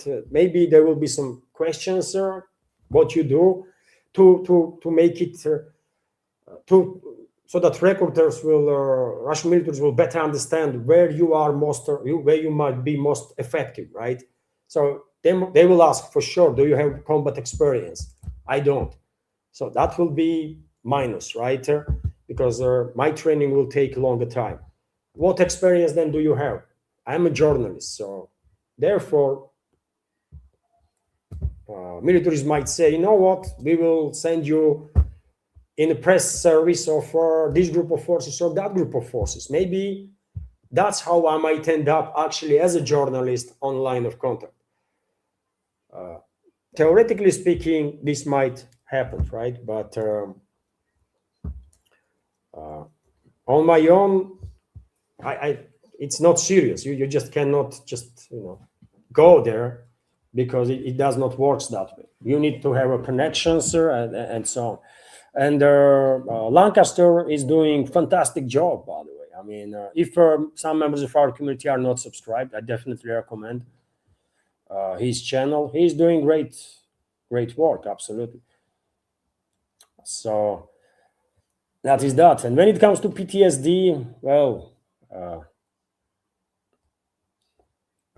I guess if I'm being mobilized, I end up on line of contact, and I didn't die, then probably I will have to deal with the PTSD. I will, I guess, right? Everybody does, so I will too. It is what it is, man. I would not say I really care about it much. Because I don't. But because we are fatalists. I have said many times before, that's our nature, that's our psyche of many of us. We believe in fate, right? Whatever has to happen will happen. So therefore, there is not much point to worry about stuff that much, right? So it makes this philosophical take on life actually helps. I mean, from someone who has different mentality, this might look strange, right? But for me, it's okay. I mean, whatever has to happen will happen. So therefore, this philosophical approach gives you strength to not afraid, for example. And we are afraid less, man. We don't usually afraid death. In many cases, we don't even know what fear of death is. No one wants to die, but I mean, what is the fear of death? Why should I fear death? I'm gonna die anyways, right? One way or another, I'm gonna freaking die. It's just, it is what it is. It's inevitable. And the only worry I will have is that and only hope right before my last breath is that my family to be well. That's all, man. I would not think about myself. I would not think about my life, because I don't care that much, really. All I want is my family to be well, my kids to be safe and happy, and that is that, man. So we are quite philosophical people in the former Soviet Union. In some other parts of the world too, also, I guess. But yes, one way, there is a possibilities, of course, that I might actually end up on a line of contact as a journalist. But we will see. We will see. At this point, I don't see any indicators that this year we're gonna see mobilization. I mean, of course, I don't know what's gonna happen next year, for example. But right now, no indicators of mobilization. And yet again, mobilization not gonna scare nobody, with the exception of very few, by the way, that will scare anyways. And there are some people that always scare, man, and always run away, no matter what. And there are some people that are always not happy, always whining about everything. Every country has those people, right? And God bless them, man. It's all good as long as you don't harm nobody, man. Do you? self, man. Do whatever you want. So thank you, Scooby, for sharing, and also a recommendation from Christopher. Hello, everyone. Here is the video that you might like to watch or share. Putin responds to calls for Russia to act more boldly in Ukraine. Video can be seen on YouTube channel called Freelancier. So I think that video will be interesting too for many members of our community. So dear friends, you can of course pause and search the names of the channels on YouTube and get there and have a take on interesting videos that Christopher is recommending. Thank you very much, Christopher, for your recommendations. And thank you, Scooby, for your super chat. And dear friends, sir, there was also, as I said, super chats from Wayward and also donation from NSPK. Thank you very much, NSPK, for your $10 donation on PayPal. And the question through PayPal, NSPK is commenting, there are signs of boiling tensions now in Kiev. Do you consider in internal civil war the only way to rid their country of their banderism once and for all? Well, this is very hard question, isn't it, NSPK?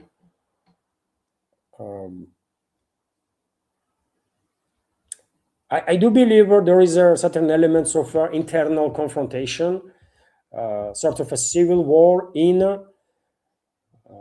inside the regime, Western-backed Nazi and terrorist regime in Ukraine, and this internal confrontation will further intensify, and there is a real probabilities that this might transform into all-out armed conflict, actually, especially if you keep in mind that all these groups of special interest, let's say, inside the Kiev regime that have also masters outside, some in Brussels, some in London, some in Washington. These groups also have armed formations.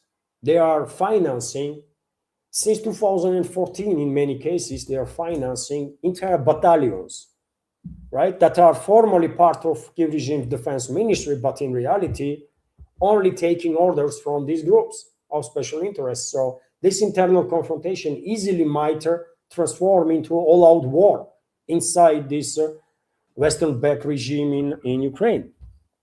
This is clearly a possibility, but of course, this will not eradicate element of Nazism and the glorification of the Nazism, right? Because most powerful armed formations are actually Nazis. So only way we can actually denazify Ukraine is to just move all in and don't stop until we will reach western parts of Ukraine. Objectively speaking, this is the only way we can actually denazify and demilitarize Ukraine. To go all the way till their borders with their Western Ukraine, free people from this Western-backed terrorist and Nazi regime, neutralize criminals, neutralize criminal groups, terrorist groups, right? And when it comes to Western Ukraine, well, it's up to its Western neighbors, right? Poland, Hungary, Romania, what they're gonna do with it? It makes no sense, practical sense, for Russia to go inside the Western Ukraine also, because level of indoctrination of people, masses in the Western Ukraine into this insane neo-Nazi ideology is such that let the Poles deal with it. Poles, Hungarians, Romanians. Russia already has dealt with a lot of Ukrainian Nazis on the battlefield, right, and eliminated many of them. So Western Ukraine is it's a specific topic, but until that, everything has to be liberated. That's the only way, in my personal opinion, that actual denazification will happen and actual demilitarization. We have to go all in, Russia. And we will. I have said there many times before that this war will only end, this war that West is waging against Russia, by the way. Let's keep in mind that Russia launched a special military operation, but West launched a war on Russia in response, right? We launched special military operation and still are acting based on legal framework of a special military operation, while Western ruling class launched an all-out war on Russia through Ukraine. Correct? And so this war only can be finalized when Russian troops will be on the borders with Western Ukraine. Anything from now and that point, any ceasefire or any diplomatic or political solution to de-escalate and whatever is going to be just a temporary element. Actual war will only end when Russian troops will be on the border with Western Ukraine, and whole historical Russian territories and Russian people there, by the way, will be liberated. That's how I see it. Thank you very much, NSPK, for your donation, for your support, attention, and commentary. Thank you. And there is a super chat from Wayward.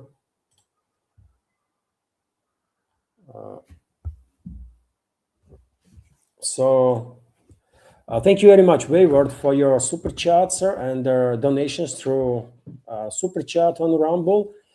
First super chat is says there are many different ways to support your country, such as keep spreading the truth through your blogger or supporting their soldiers and their families by raising money for them.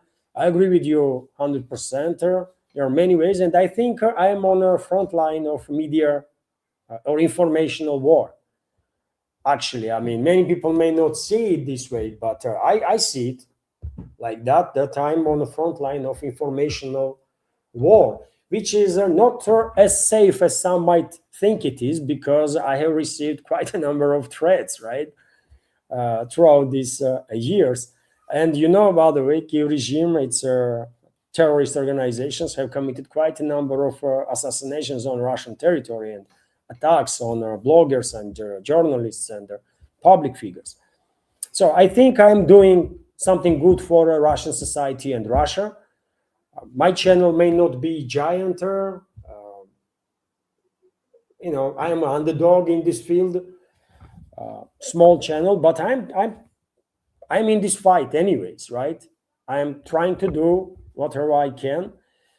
So that is that. And of course, you are correct. There is many ways to support your society, your country, your military.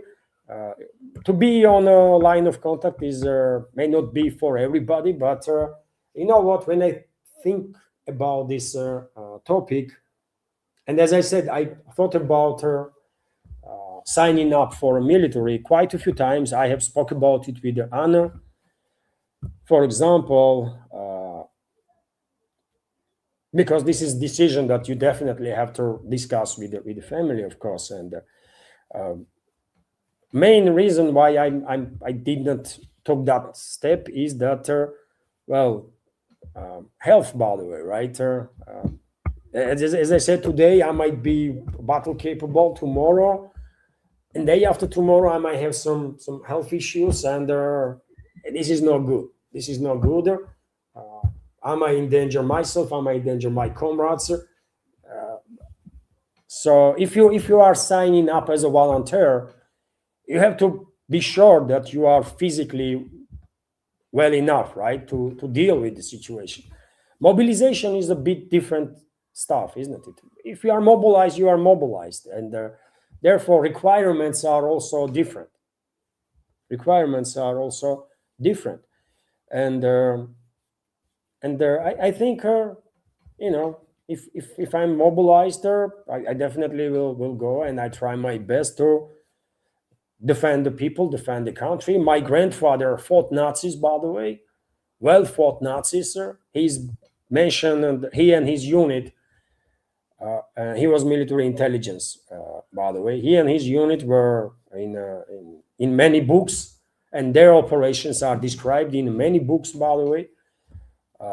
And you know,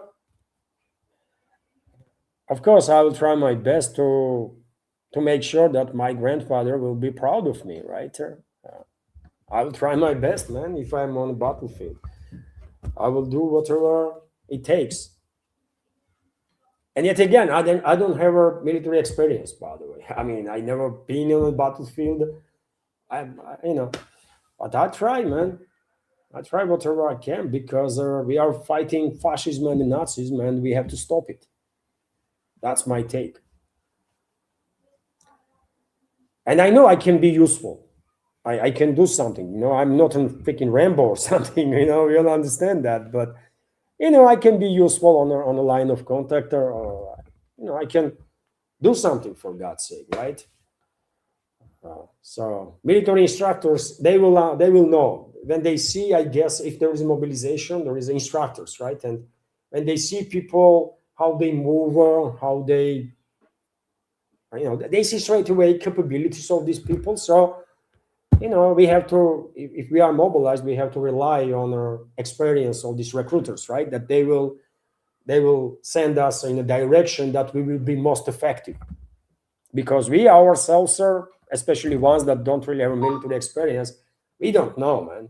I don't know what I'm capable of actually on the battlefield. I just don't know. Maybe I can be a good sniper or something.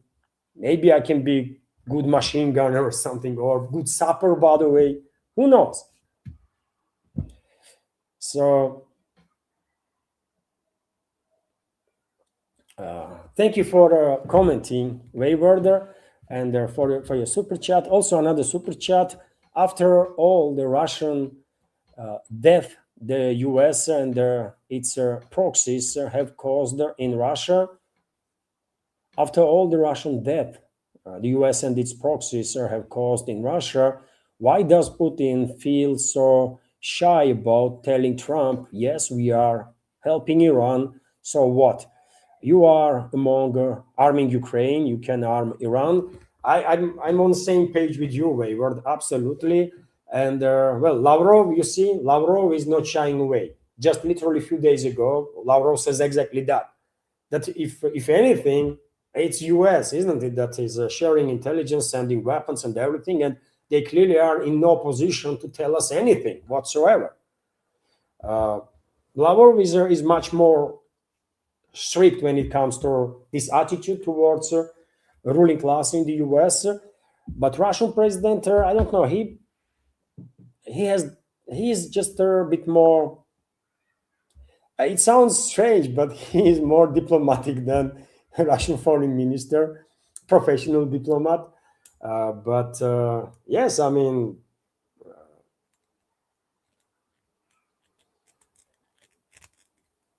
you know,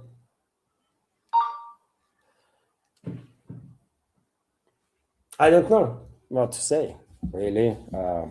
At some point, I think Putin will have enough, and he's never gonna be like as aggressive in his rhetoric as some others can.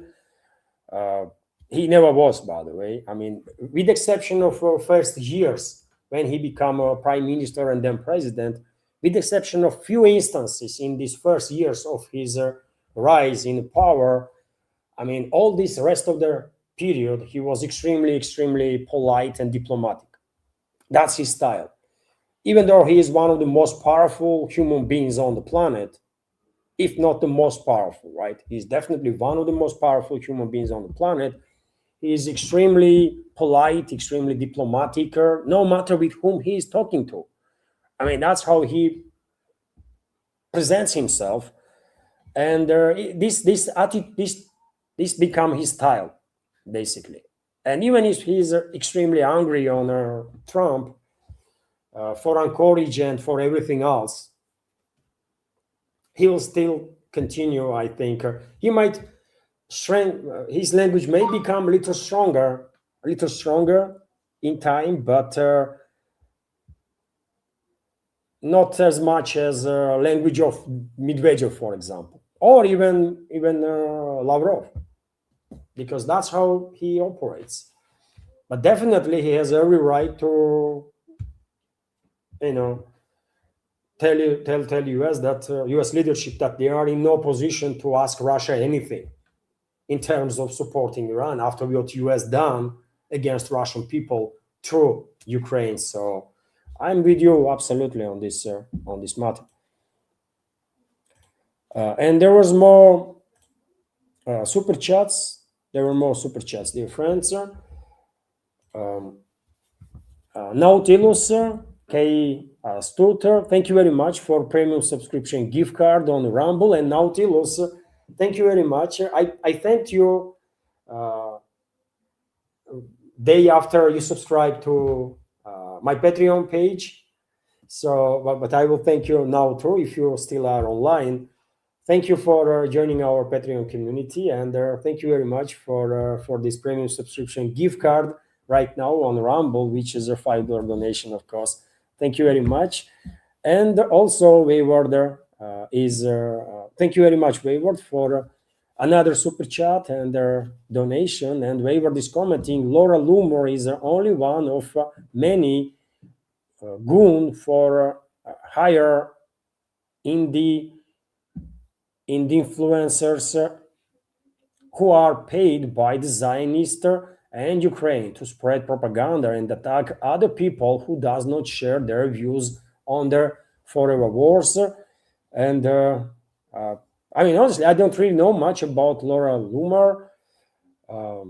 She probably is sort of a big name in American sort of a conservative, pro-Israeli conservative blogosphere. But from what I read about her, from what I hear about her, I mean, she might have some issues with the morality, with principles, and maybe even with her, maybe even some mental issues. And she is extremely. I have read several posts of her. When some other people share her posts, I may come across of her writings at that point, and either yesterday that was or the day before yesterday, Loomer was going after some people, and some American general, I believe, former general, I guess, right? Reposted her comment, and very politely asked her to stop talking about stuff that she has no idea about. She was talking about Ukraine too, I mean, war and all that stuff.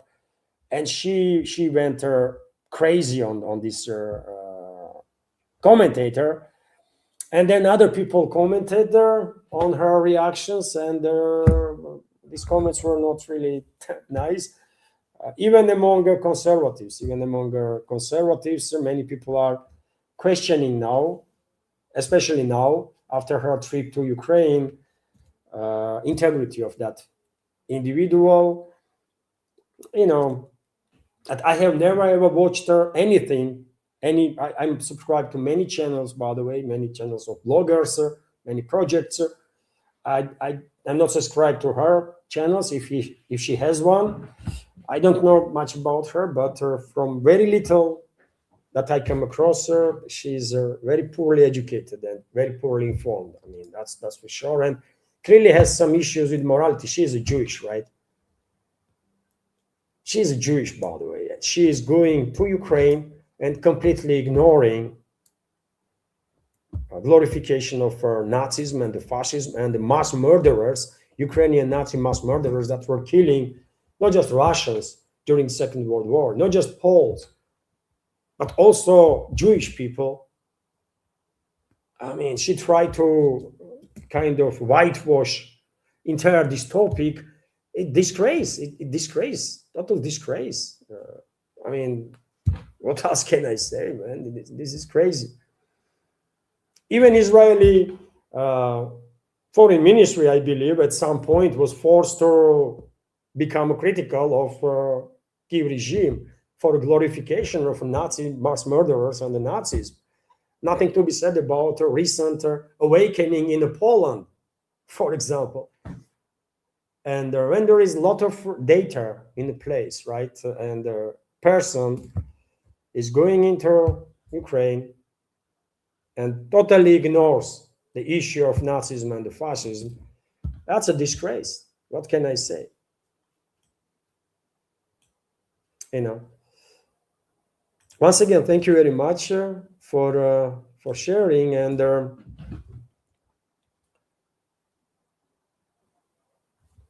also there was a few more super chats, dear friends, and also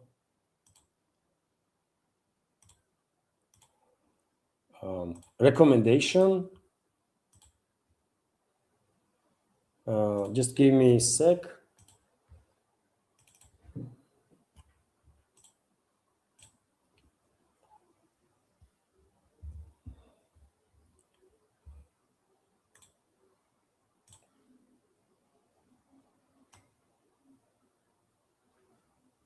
Okay. So let me react on this too.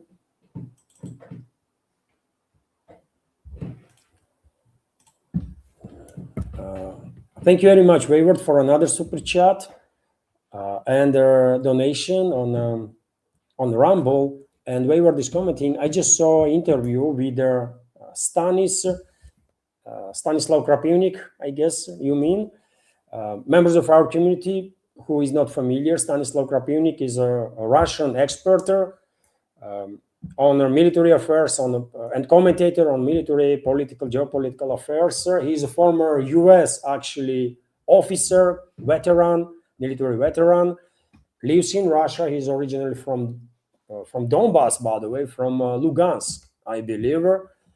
And he's a public figure, I will say now here in Russia. And I definitely recommend his channels. So Wayward is commenting, I just saw an interview with Stanis. He's on a vacation somewhere in Russia. The air raid alarm is going off in the background.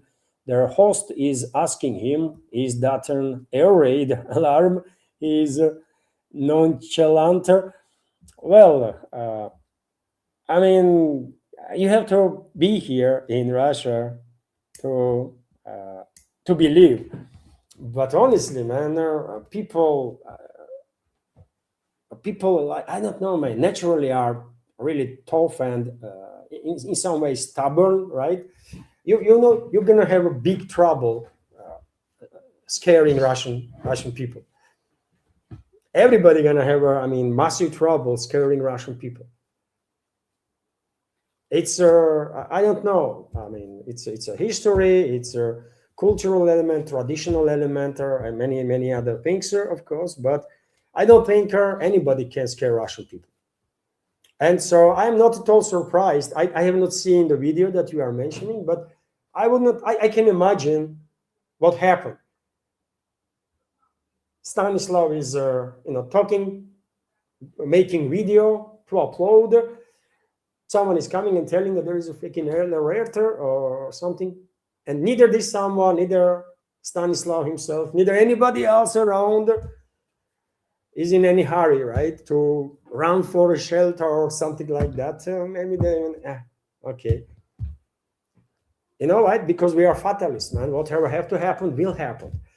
And if you say this is irresponsible, I mean, if there is an air raid alert, you should take your family, everybody, run for shelter straight away. Yes, that's the right way to act. 100%. I'm not saying that this is not their case, but and again, we are a bit, we are operating differently. Whatever has to happen will happen. So therefore, if this is not our time to die, this is not our time to die. So there is no point to run anywhere, right? That's how many people will think, you know. And if it's my time to die now, then even if I'm in a freaking bomb shelter, something might fall off the roof on my head, and I might die there. If that's the day and the place and time to go other worlds. So I'm not at all surprised, that Stanislav on the video depicted the situation when there is an air raid and no one is panicking and everybody's kind of, yeah, okay. That's how people are, man.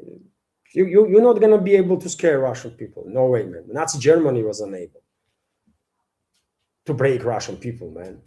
Nazi Germany and its fascist allies failed to break Russian people, Soviet people. So that means no one will ever be able to do it, ever. Thank you for sharing, Waywarder. Thank you very much. Also, we have a recommendation from Christopher. Hello, everyone. Here is the video you might like to watch. Is Ukraine Europe's colony? It should have chosen neutrality with Pascal Lotas. This video can be seen on YouTube channel called Peacemonger, which has about 14,000 subscribers, 14.8. And dear friends, I have heard some good words about Peacemonger channel. So therefore, I also, alongside Christopher, recommend this channel to all to subscribe. And also we have a commentary from Data Clause. Thank you very much, the Data Clause, for super chat, not a report, but super chat, and the $5 donation on a Rumble. And Data Clause is commenting, your reports are important here, and you are not Patrick Lancaster. Both are unique. His choice is making reports from the front line. Yours is civilian, incomparable. No other Levan or Patrick. Oh, thank you very much, Data Clause, for your kind words. Thank you. Yes, of course. I'm here. I had my path. Patrick has his path. He's doing wonderful, great job, and he's extremely brave, by the way, extremely brave, right? He literally avoided death on numerous occasions. I have seen his videos, by the way, when he is on a truck. Probably all of you have seen, isn't it, dear friends? When he is together with some forward unit of the Russian militaries, and they are on a truck, and their intelligence forces are targeting them with their FPV drones. And literally, it was a matter of like milliseconds, right? When they managed to neutralize the drone, these Russian fighters that were shooting at it. And they literally, through milliseconds, avoided their death or severe injuries. So he is extremely brave. Patrick Lancaster does unique content, absolutely great work here. And well, all I can say is thanks to him for his great work.